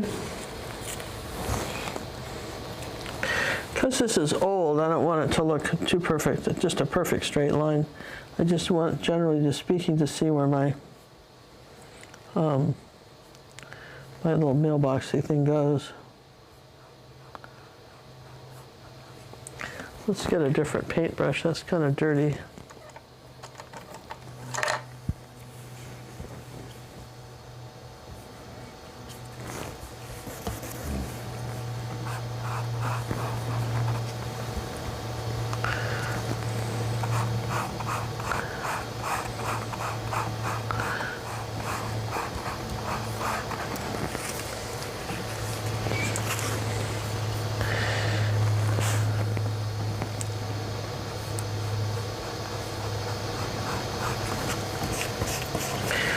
And when I was growing up, the mail was kind of sacred for everybody. People wouldn't have dreamed of stealing a mail out of your mailbox.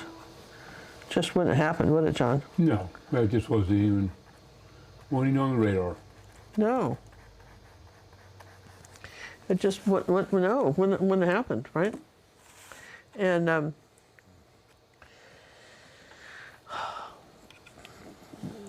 I mean, I think about it, you think about it now, and so where did my rag go? It's down on the floor. Nowadays, where John and I live, we have the mailboxes are way far away from us, at least another block. They don't want people to know where anybody lives, and they're locked. You have to have a key to get them, and they're in clusters, but they're not charming like this, right? There's something quite charming about these old mailboxes, don't you think? Oh, absolutely. The good old days. Now, there was a time, even when I was growing up, while people wouldn't steal the mail, teenagers found it to be great fun to go around with baseball bats, if they were close to the road like that, and knock them over. Seriously. They would bash them. And to this day, this tradition has still been carried out. You have a mailbox like this could still happen. And our friend Becky and her husband, I think he said he put a metal post in, instead of one of these wooden ones, he put a metal post in the ground for that very reason, okay? Because people were, knocking over the mailboxes. Can you imagine? No, you're saying can't imagine it. Well, yeah, we couldn't either.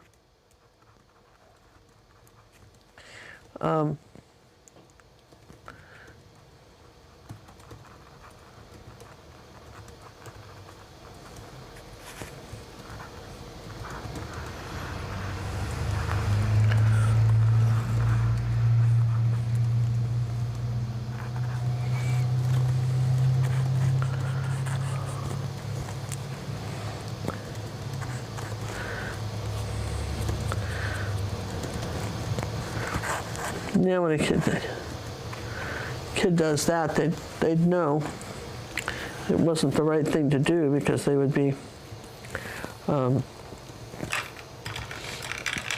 they'd find out really quick that that wasn't going to work for them, right?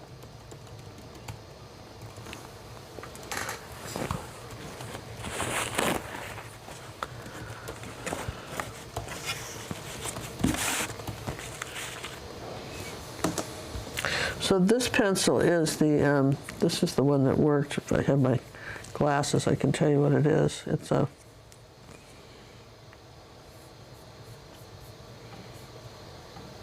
I think it's an Anaconda soft pastel. We have those on our, links to those on our store on Amazon. We have a store. If you buy a pencil, we maybe make 1 penny or something, but we keep a store because we, for the convenience of people when they, we recommend a product. Now, if we had recommended it from the factory or from the people that make it, they might give us a little money or something if we were to do that. And some YouTubers do that, and we haven't. I want to be able to tell you when it all went south. Does that make sense? I want to tell you when I don't. We don't want to hold back. I want to tell you when I think it's crummy as well as when I like it. And if somebody's giving me money, that's harder to do. Have you noticed that? That's a little bit hard to do if you have to. If you're their sponsor, you really got to be nice or you lose the sponsorship. I mean, that's the bottom line. Yeah, yeah. So we'd rather give your honest opinion. Say, no, piece of crap. Well, when it is, and when it isn't, we'll tell you. It's just like I had somebody comment on one of my videos that not everybody has money and could afford to buy professional paint. And I was which is true. And I was sort of chastised for making the comment that if, you ought to buy professional paint. And I still think you ought to buy professional paint whenever possible. If worst case, you should at least buy the white titanium. Yes. At least give it some body. Yeah, absolutely. And that is the cheapest you can get. It's the white titanium. So, give up a Starbucks for a day or something. But the Posca paints are extremely reasonable. Whose paints? Not Posca, Salvador. Yeah. Salvador, and we've seen them on Amazon. 24 tubes for $10. $10, and we took one set with us on our last cruise, and I did, what was it, like 30 paintings with one set and the white and our white. Yeah. Okay. You got to have the good white. So yeah, you got to have the good white, and out of everybody that does the good white, my favorite is Golden. His golden. I like I buy a lot of Holbein paint, and I like it. We had the paint separate on us, where the polymer comes loose, and it kind of like oil dripping out of the tube when you open it. And I've had that happen to two tubes of white Holbein. That doesn't seem to happen with the rest of their colors. Okay.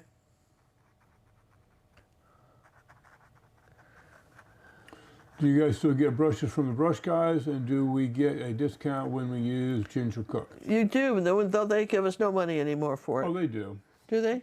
Penny, so we don't sell it. They don't have we're terrible at marketing. We're going to admit it.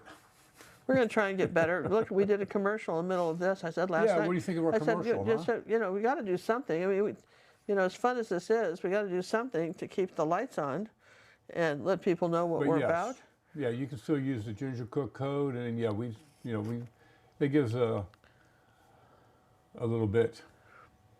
So yeah, we do appreciate that. That's a good point, Jules. Like, we keep forgetting about them, you know. Yeah, because they sold the company, and, Yeah, and we a really few like the years other ago. So guys. the guy's really nice. We've talked to him before, and he's a sweetheart. Yeah, Guess- very nice person. And then we've been traveling a lot lately, and hadn't had the opportunity really to keep in touch, because we need to change our site on his place and do that, and get in touch with him and do that, because if he's a lovely person, and he's a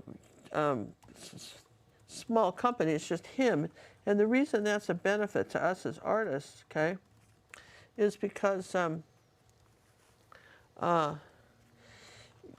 you get one-on-one service, and that's all he does is brushes. At least that's all he did the last time I talked to him, and it's a nice business. I'm glad we.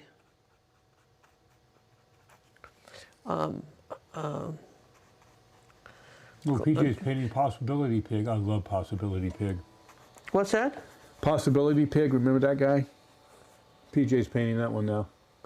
Oh, Possibility Pig. Oh, And yeah. she says it's harder than she thought. It's got a lot of layers on it, little puppy. That's a good lesson, though. Yes. I like that pig. We need to do more pigs. We don't need to do more pigs, We John. need Though more I have pigs. that one painting I've designed that has this wild pig that I thought about doing. There's so Yeah, I many remember paintings. that guy. Remember that? I Yeah. talked about doing that. It was kind of a wild pig. Yeah. And Wild pig running through the abandoned buildings or whatever. yeah. There's a lot to this painting. If you see me layer it, there's so much to this that you wouldn't think. Oh, no, I think it. I absolutely think it. As we start getting in the colors and the.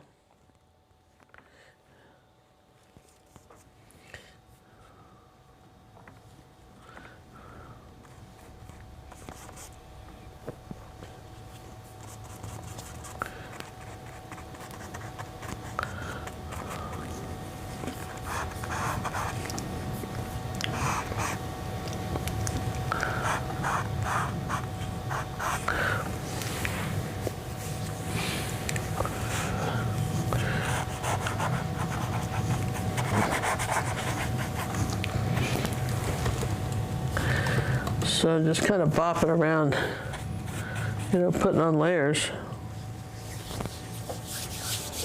As best you can.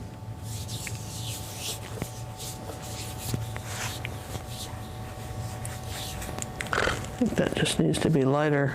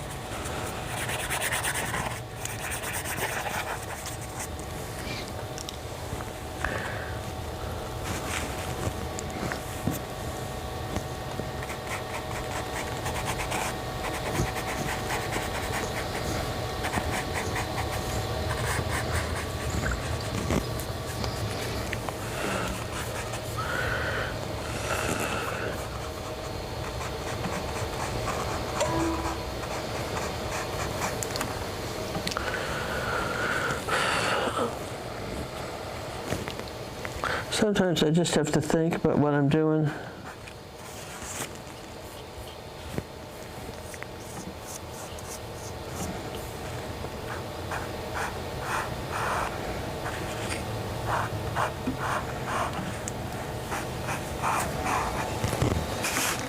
Things have to be dry enough to work.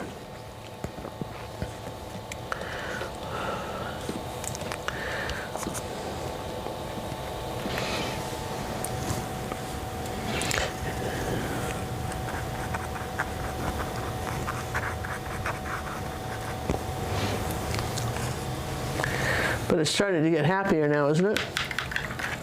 Getting there. It just takes a while. Getting the colors in there. Yeah, getting the colors in.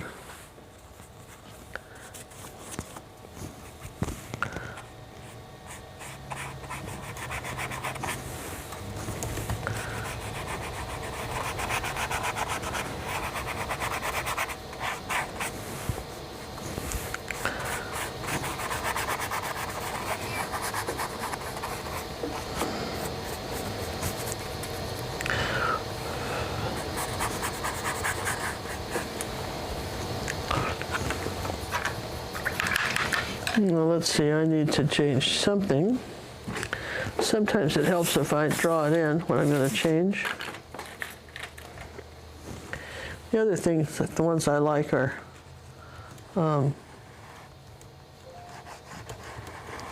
pastel chalks, because they can be very good. They can always, these are new pastel chalks.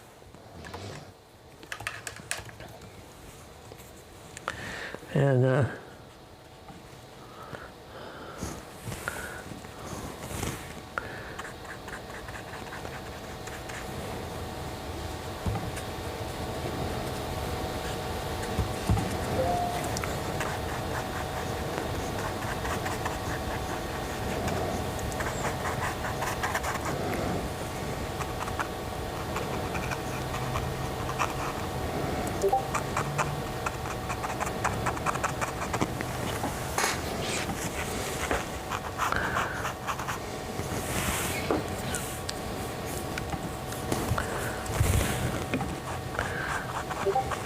something that's always lighter or darker than something else. Let's just have to decide where that is.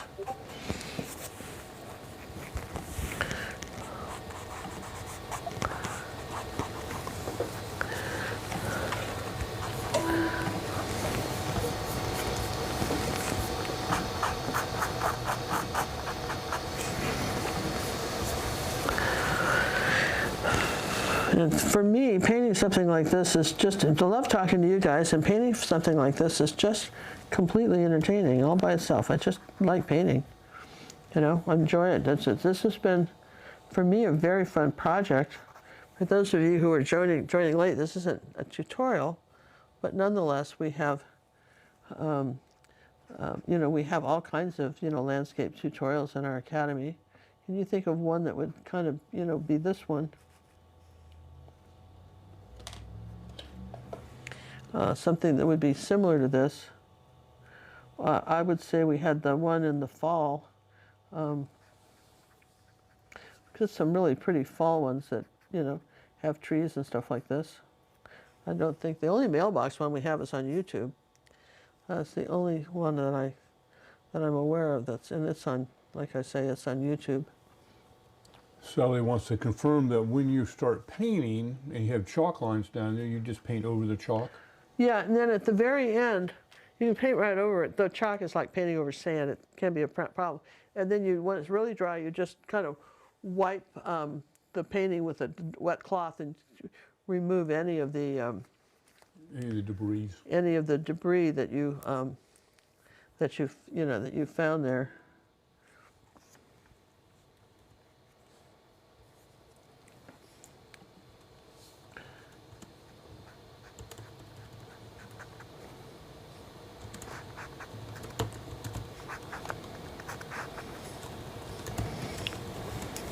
All right, let me give that a quick try. Well, it's coming along, right? I can see it.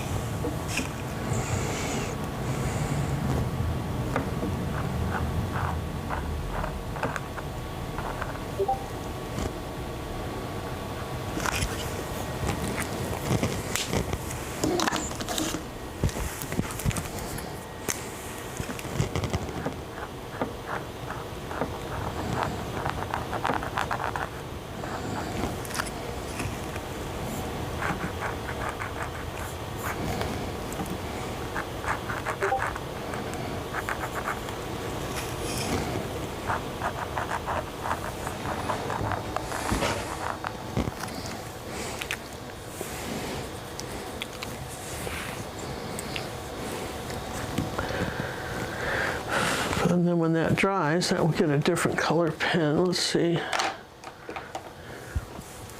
So everybody knows yellow only paints over white. Everybody knows that. Everybody knows that, right? Everybody.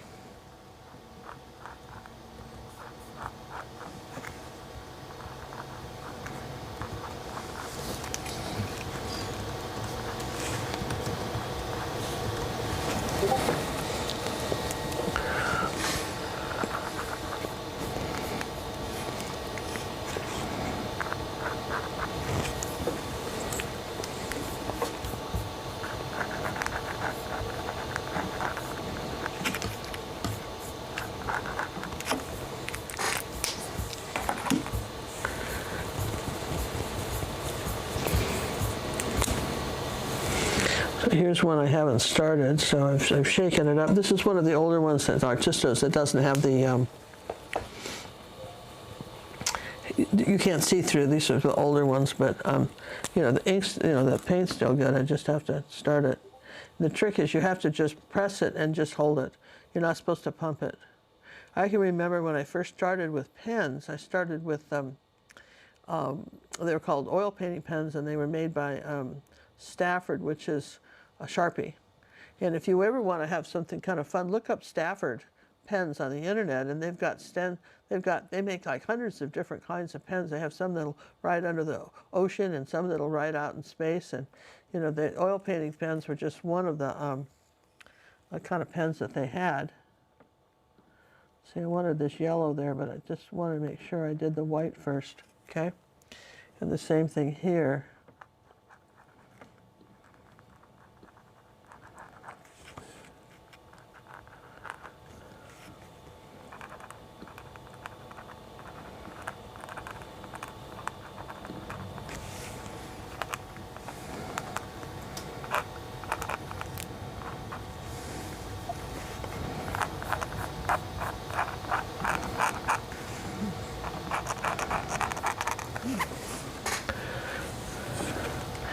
That's that old expression, wherever there's a light, there's a dark. How old is that expression? I don't know. So It's an old one, though. it's an old one. Definitely is an old one, you know, for sure. It's all about the contrast. Yeah, because I will go first to the lightest dark. If you don't think so, wear a white shirt and get an ink spot on it. Nobody tells you what a nice white shirt you have. The first thing they say is your shirt's dirty. You can tell you what a nice spot you got. Yeah, you got a nice, you know, ink spot there, friends. So, you know, it looks kind of done, but it's not. We still have more to do. I know it's interesting, isn't it? Where did that light go? Okay, so this is kind of going.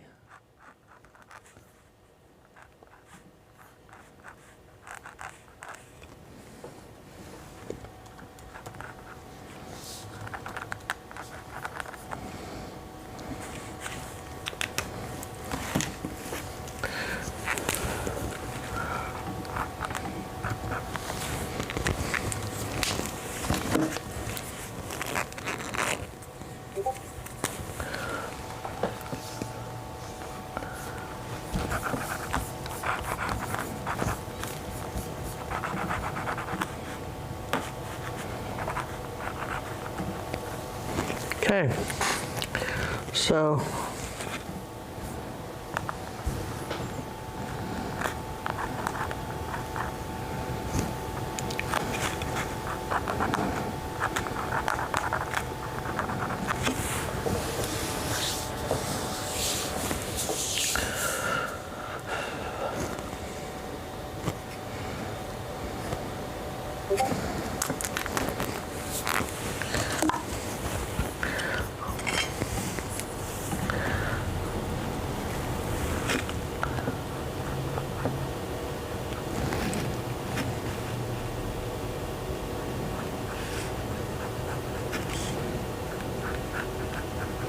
I love rusty mailboxes.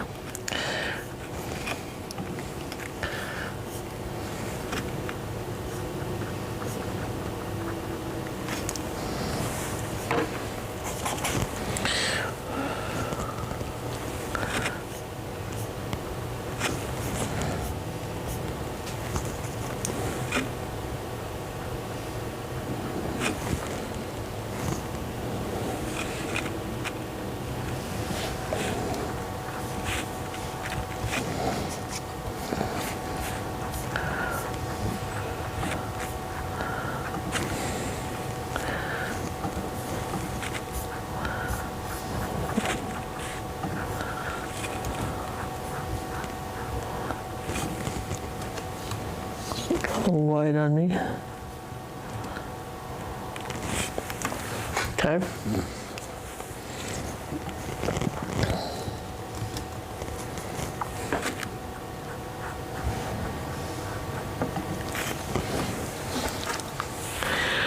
Okay, so I'm still adding colors to things.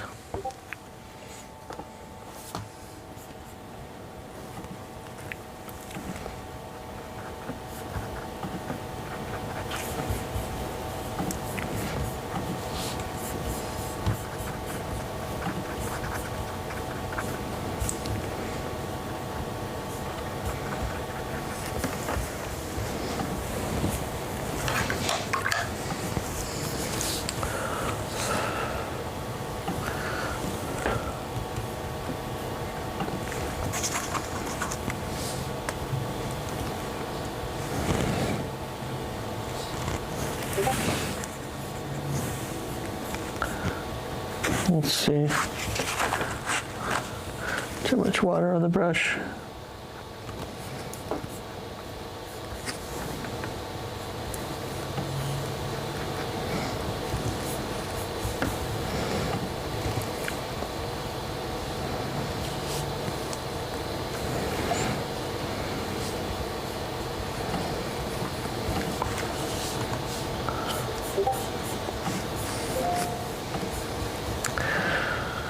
So let's see, I get kind of lost in the painting and I forget we're doing story time. But you could understand how that could happen, right? Oh, absolutely.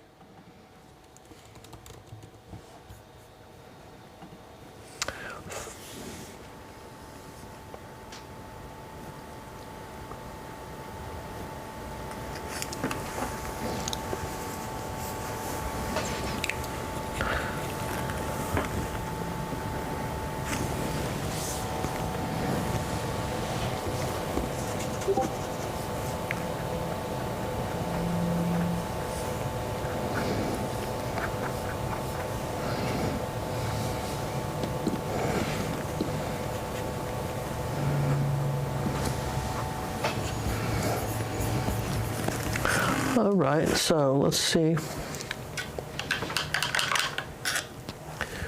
where I'm going to back up and look at the big picture here.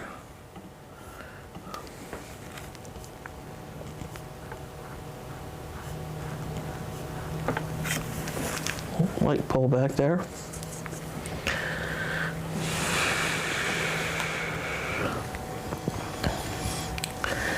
And I need to want the road to curve a little more here.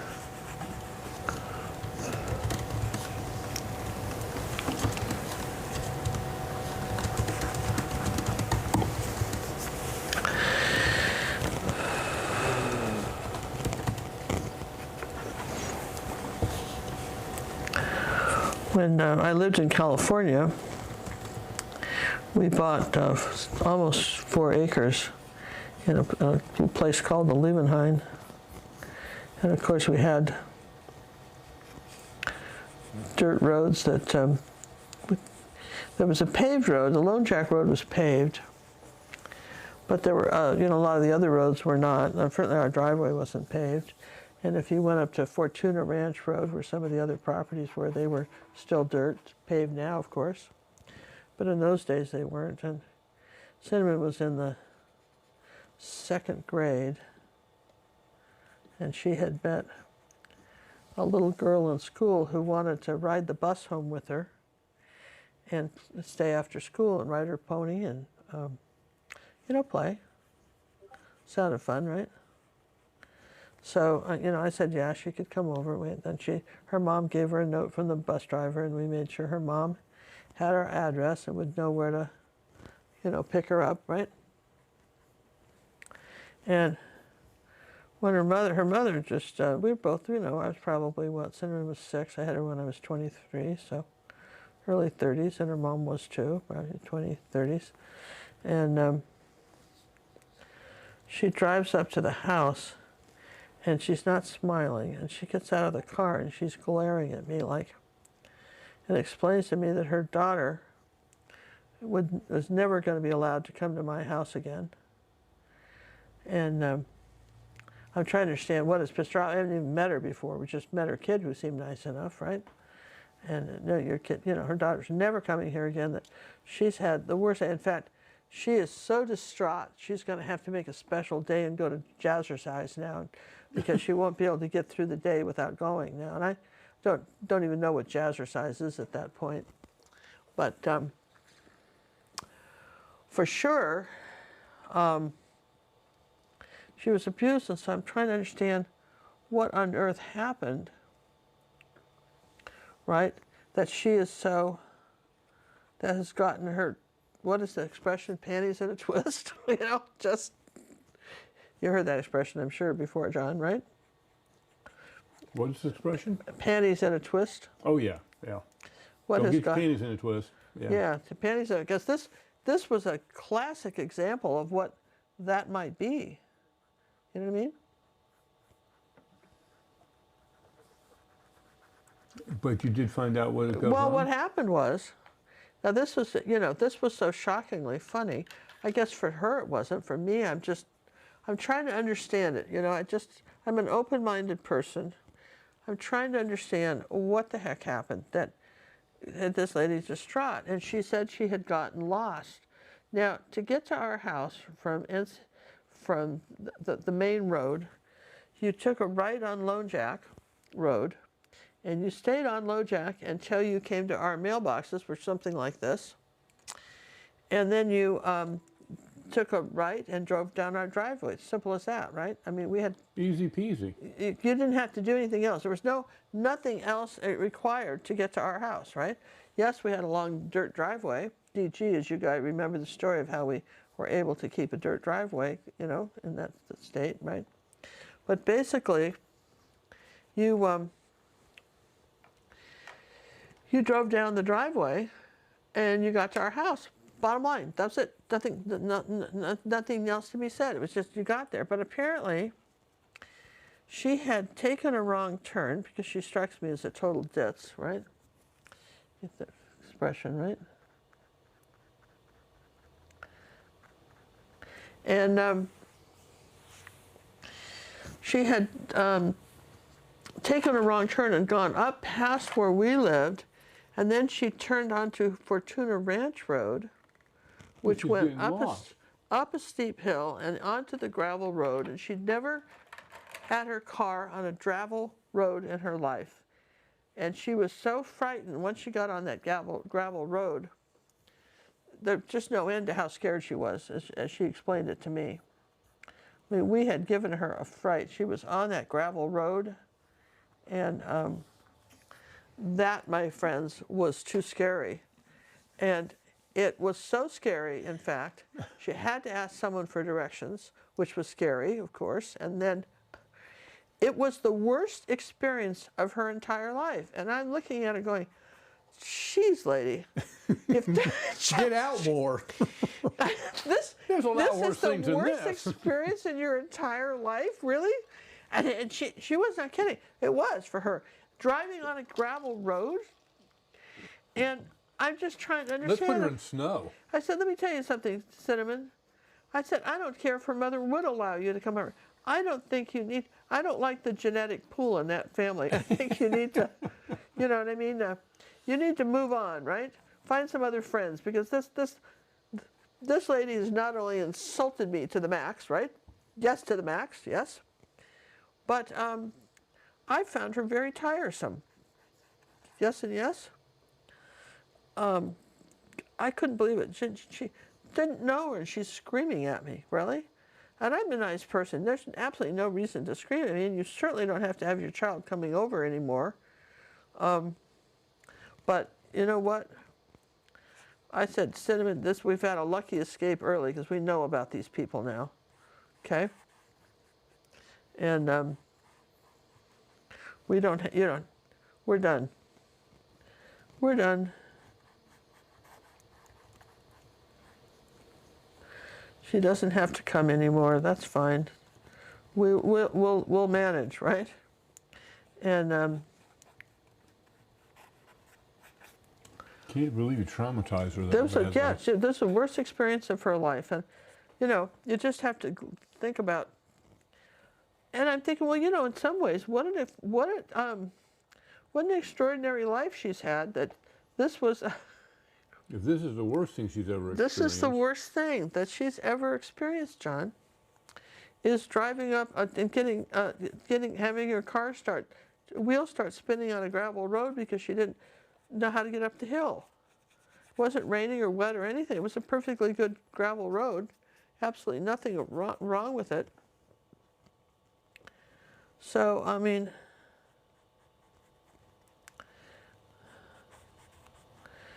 I don't know, I just thought that was sort of funny. Really funny.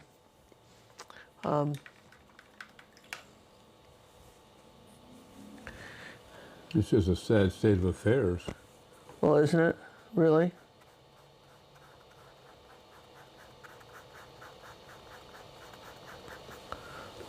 It just is, isn't it?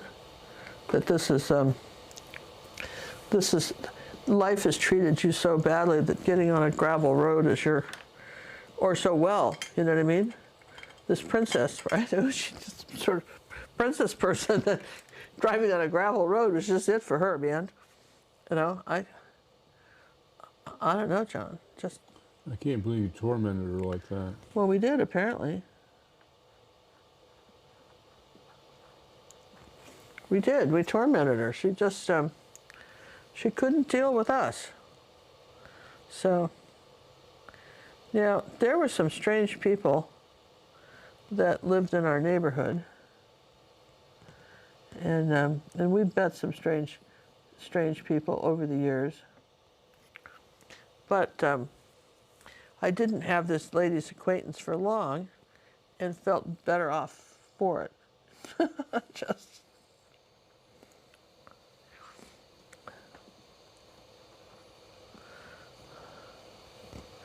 So anyway, that was horrible experience. Mm.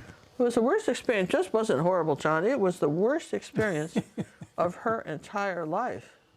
I just can't fathom that. Yeah, well, I'm saying, right? It just was. So, you know. Well, takes all kinds to make up the world, my dear. Well, it does, and honestly, I kind of laugh about it now. But I mean, she probably was fortunate, and that's the worst thing that ever happened to her. I just ran with a rougher crowd. Yeah, that's what it was. That must have been it. I ran around with a rougher crowd, who didn't have this the benefit of driving on a gravel road being the worst of the experiences of your life, right? So funny. I mean, honestly, so funny. Yes and yes. It is definitely. Come on, you know, like, really, lady? I mean, just so funny, and so sad at the same time. Yeah. Sheltered life. Well, yeah, huh? We could torment her a lot more. Yeah. No, we're just warming up. That's what you should have said. That's just warm-ups. Yeah. We're going to now hold you hostage till your husband comes and gets you. Because we need some money. We're going to hold you for ransom. Because we want you to experience life to the full, right? Absolutely. This is what we think. This is what we're going to do. Dear lady. Which is, you know. I know people are funny and they're, you know, some, you know, characters. Well, you for know, sure. if we all were the same, what a boring world it would be. Well, that's exactly right, isn't it? That's the way I look at it. If we were all the same, it would be so boring. Yes and yes.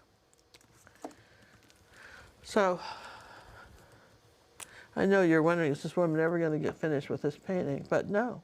No, never. Never. A painting is never done. Not so much. I'm going to try one of these other pens and get this is kind of a moss green color. It's kind of pretty.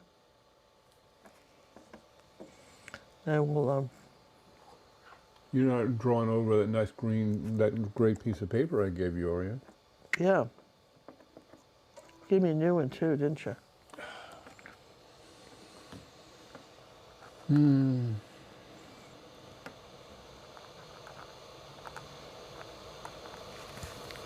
Where's my brown one? Here's the brown one.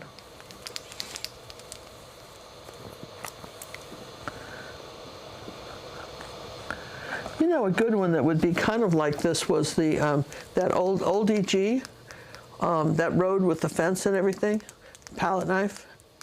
Does anybody know what I'm talking about? Not at all. I will put the link in. I will find it because we have a really good tutorial in the Academy. And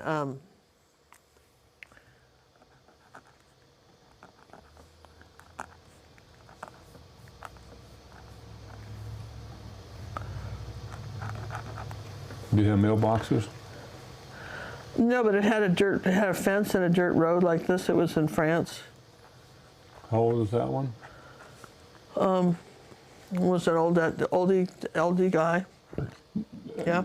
It's the one we painted, though. Yeah, it's one we painted. It's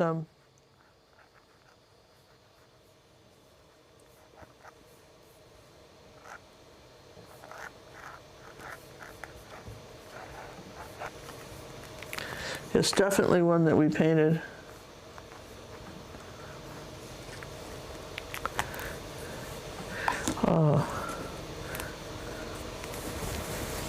Definitely one that we painted.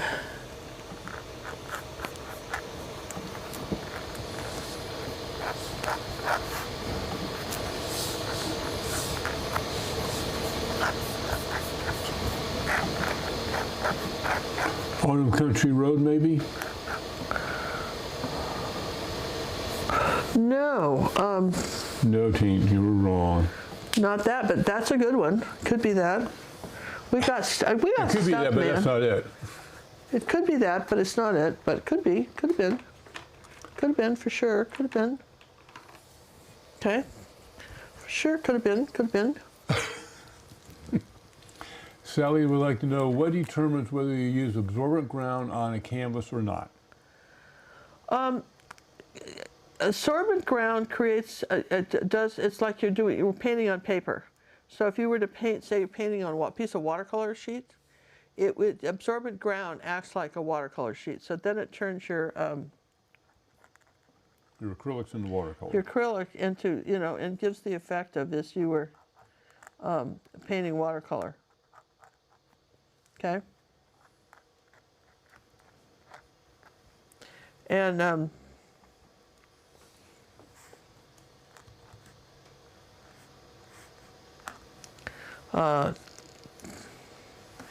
which is very nice, you want that, you want that kind of effect.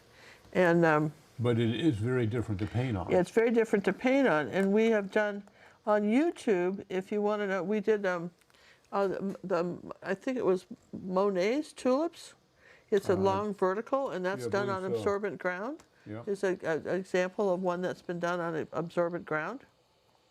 So I would say that would be a good example of that one, right?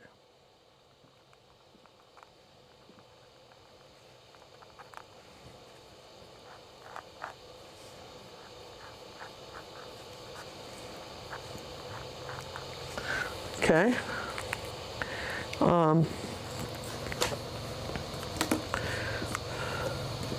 Love all these pens. In my reference photo, there's another post right here. That's another telephone pole. And I just am debating whether or not to put it in. Do you think I should, John? Should you put that Well, you in? have one telephone pole just hanging down there all by itself. I guess I have to put it in, don't I? Either that or get rid of the other one. What happens if we took the other one out? I think we need something there, don't we? Kinda. All right, we're just going to put it in. I wasn't going to, but we're going to. You like that? I wasn't going to, but we're going to. So we will put this in. We will put that one in, and we will use let me dry this real quick, and then we'll put this other telephone pole in and do that, right? And just, oh, this is getting in the fence here. So I'll dry this and then I'll kind of chuck a telephone pole in there too. It's kind of nice. It's a good, it kind of helps the design.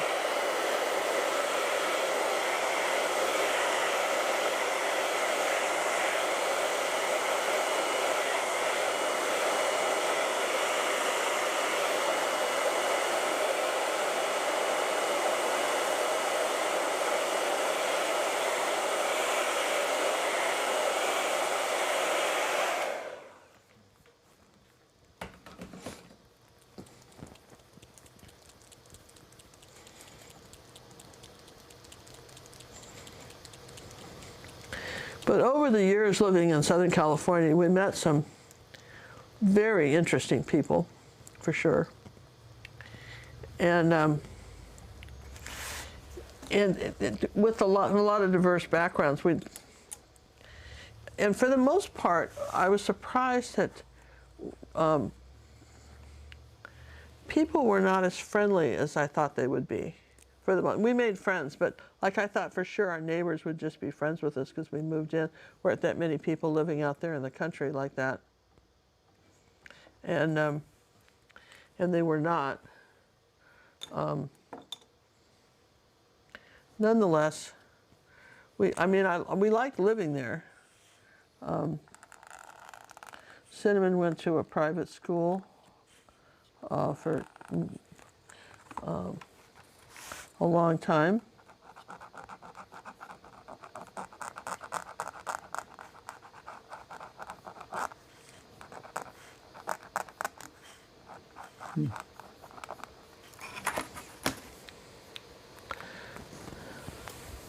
This is an interesting telephone pole. Got a lot of color in it.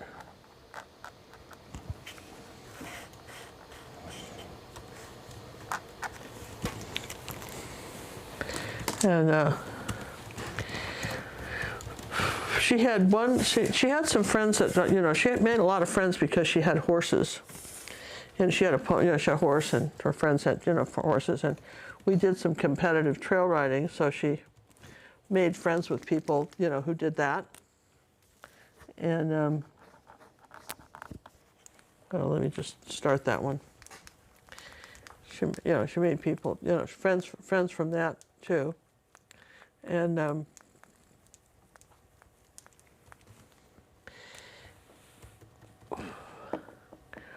one of her friends, then I met the mom, and they became my friend.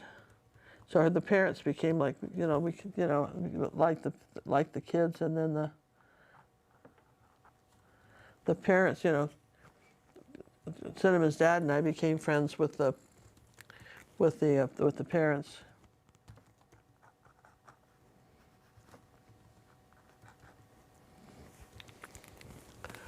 So there's one thing I kind of remember about my friend was that she had an aversion to cooking. Didn't like to cook? She didn't like to cook. And they ate out an awful lot. Exactly. And she didn't like to grocery shop either. That was her other thing. She was not big on grocery shopping. Not really domesticated then, was she? No, she wasn't. And I remember she told me her car was still a virgin because it had never carried groceries. And I just tried to understand this. Do you know what I mean? I'm just saying, this is say what now? Say what now? Your car's, what? Yes, she says, my car's a virgin because I've never had to carry groceries. And I'm thinking, oh, good grief. But she absolutely, thought that was a truism. And, for her it was. She didn't have to carry groceries in that car. And this was before this was before people delivered. We didn't get, it's not like we got groceries delivered.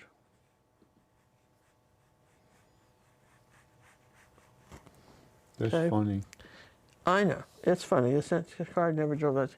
She just used to amuse me to no end with the stuff she'd say because it was so different from I had. If you guys kind of like my stories, I used to talk to her on the phone and get her stories because hers were so much more interesting than anything, as you can imagine, than anything I could think. And she had amazing stories. They were really good. And anyway, that was fun. So Jenny, but her kids were friends with my kids, and they were a little ruthless with each other. I remember one of the sisters was a little, you know how sometimes kids are in high school, in school they get a little chunky at certain ages. Yeah. And others. And in Southern California, this is a mirror on the wall state. Who's the fairest of them all? And if it isn't you're just a kid, you know what I mean? I mean, Cinnamon, who was gorgeous, felt like she was unattractive because she wasn't blonde, and she unfortunately had a best friend that was not one of my friends that I'm talking about. Best friend that looked exactly like Barbie. I swear to God, if they made the doll after this kid, and nothing like there's that can be quite intimidating to have, the person that be oogled at class, you know what I mean? Just get that kind of attention, and there was this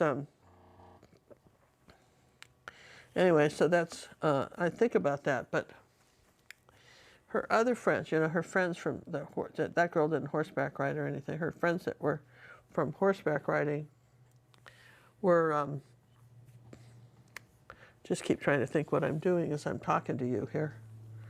You have to forgive me if I seem to get a little distracted.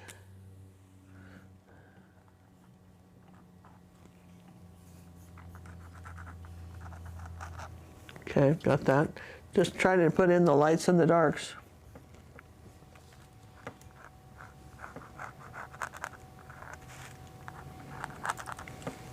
People don't understand how long this takes.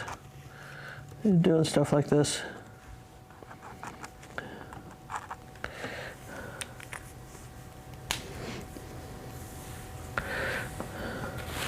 But whenever she went over she would go to spend the night at this friend's house whose mom thought her car was a Virgin because it never carried groceries, that one. Cinnamon, packed food because she never knew if the one time she had gone over there, went in the refrigerator, everybody's food was labeled. And if it wasn't you were on the label, you didn't dare eat it. Seriously. So anyway, I was talking about the one kid, though, was that the sisters were kind of mean to each other. And I remember they had gone shopping to the mall for new clothes. And the older sister says to the one that was chunky, she goes, "Oh, my God, Shamu's going shopping again?" Oh, very nice. Shamu being the name of the local whale at the aquarium. Yeah. For those who may not have... may not know that. May not know that.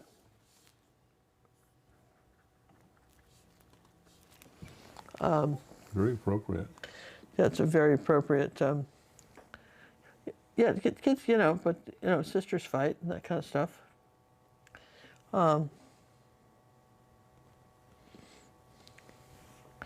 And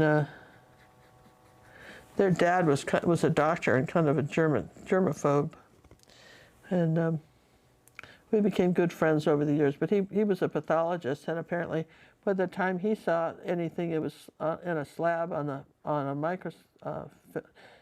microscope, and so he mainly dealt with cancers and diseases and stuff like that.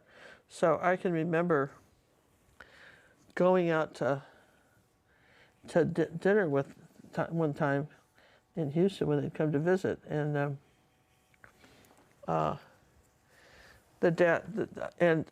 the waitress had given us some, I don't know, we getting some rolls or something, and I had taken my roll and put it on the table, and he was so horrified that this food I was going to eat had touched the surface of the table.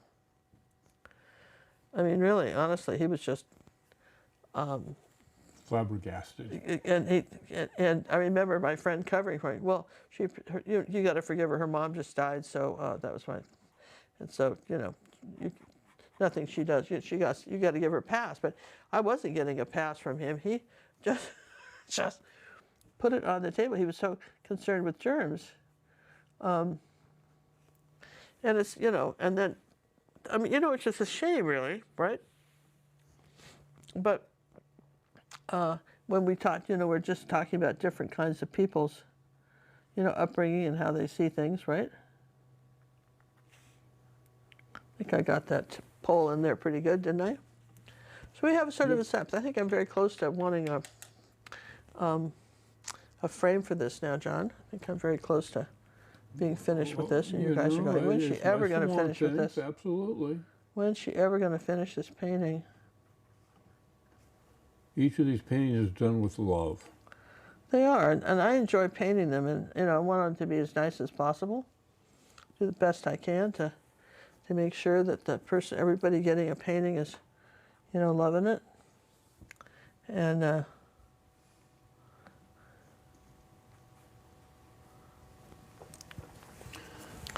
so anyway. What size painting we do? 8 by 10? This is 8 by 10. Oh, we have those silly frames. We have the little wooden ones, the cute little wooden ones. The blue one might look nice on that. I think the blue one would look really pretty on this. That's what I just said. Well, you were right. Well, of course I was right. I take after you. Yes, that's true. Right. You could grow up, be just like me, right? That's some dumb day. So that kind of thing, right? Grow up. So.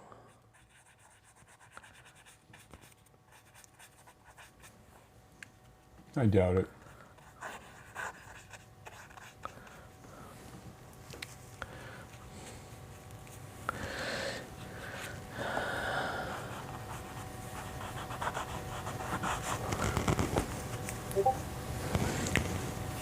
As I just sort of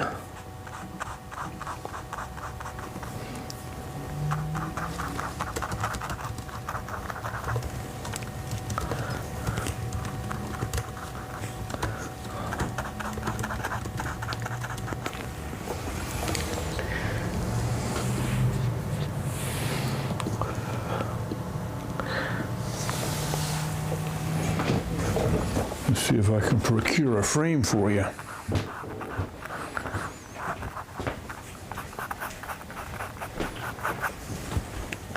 Yeah, shorten that house a little bit.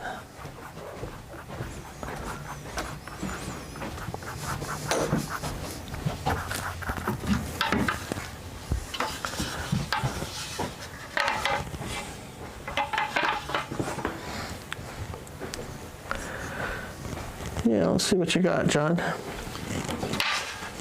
We were thinking that one. I was. Well, let's pull all this. Let's get this out of the way here now. All the pens rolled on the floor, but that's all right. Let's put them. That's all right. Someone will pick them up. Here, I think I'll put them here like that. These ones, that's pretty good too. Yeah. Don't know why I didn't think of that before. That was a good one. Okay. Ooh. Oh yeah. Now these frames, Jerry's Artorama is the only one I know that sells these frames. They don't do 9 by 12. That's pretty too, but I like the blue better, I think. Was that the only colors we had? Well, we had a green one too. Not so much the green. No, it's got to be blue. It's got to be blue. So it's got to be blue. Yes and yes. There you go. Well, I'd like to thank everybody for joining us this afternoon. And who knows when we'll be back? Probably tomorrow. Maybe. And I hope that you guys enjoyed this experience of just story time and kind of the weird people I've met and things I've done in my life. That You've done sort weird of things fun. in your life? I find that so hard to believe. I know. And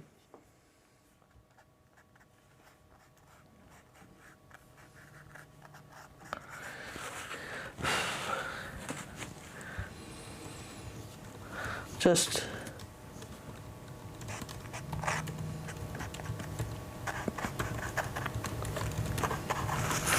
Just keep playing with the colors sometimes.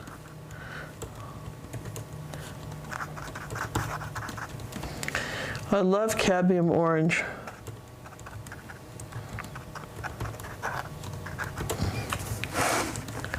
All right, well, I'm ready to sign this, I feel. And I'll just use a Posca pen and sign it. I think, what do you think about right there maybe, huh, John? Right, left? I'm liking the left. Yeah, me too. Just kind of liking the left. Yeah, we'll sign it right there. So thanks for joining us for story time, and this is rural mailboxes in the country. Again, we have a really cute rural, very simple 2-cookie lesson on YouTube, mailboxes. Let's stop. What? I said left. Oh, did you? Okay. My other left, okay. I should have known better with you. Let me really shake that pen up. This has been fun, and you know, we hope that you've subscribed to our channel, have told some other people about us, and if those of you who want to really know how to paint like this, we suggest joining our Academy of Fine Art and Acrylic Painting or paintingwithginger.com, because you get personal art coaching as you're a red or purple member, and you start at the basics and then learn to do each thing step by step. You don't just don't step into the hardest lesson we have.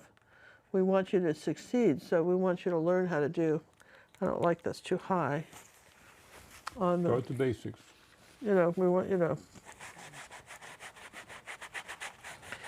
start with the back to basics, and work your way up. I think I will sign this later because this frame is in my way, but I know where I need to sign it. Okay. Just about there. I'm going to just erase that. That boo-boo? Well, the doesn't want to. It's gone. Just erase that right there. So thanks, you guys. And so if you too would like to have an opportunity to win a one-of-a-kind Ginger Cook original painting, we invite you to become an annual member of our academy, either blue or purple. Red, blue, or purple? Red or red? Yeah, red, not blue. Red or purple. Red or purple? Yeah. Before the end of the year. Before the end of the year. Which is in Look at 3 how days. that beautiful little piece of color worked right there. That was perfect. You needed to do that. Yeah, it just needed that little tiny touch of blue, because blue is turquoise, blue, and orange are complements. So if you just tiny little bit of color, something like that somewhere, makes a difference. Just yes and yes. yes and yes. I mean, it really does. And make sure this is a hard line right here. Ah, there we go. Rural mailboxes, you guys, in Kentucky. Bye, and be sure to subscribe to the channel, and have a fabulous day. Bye, everyone. Bye. Thanks for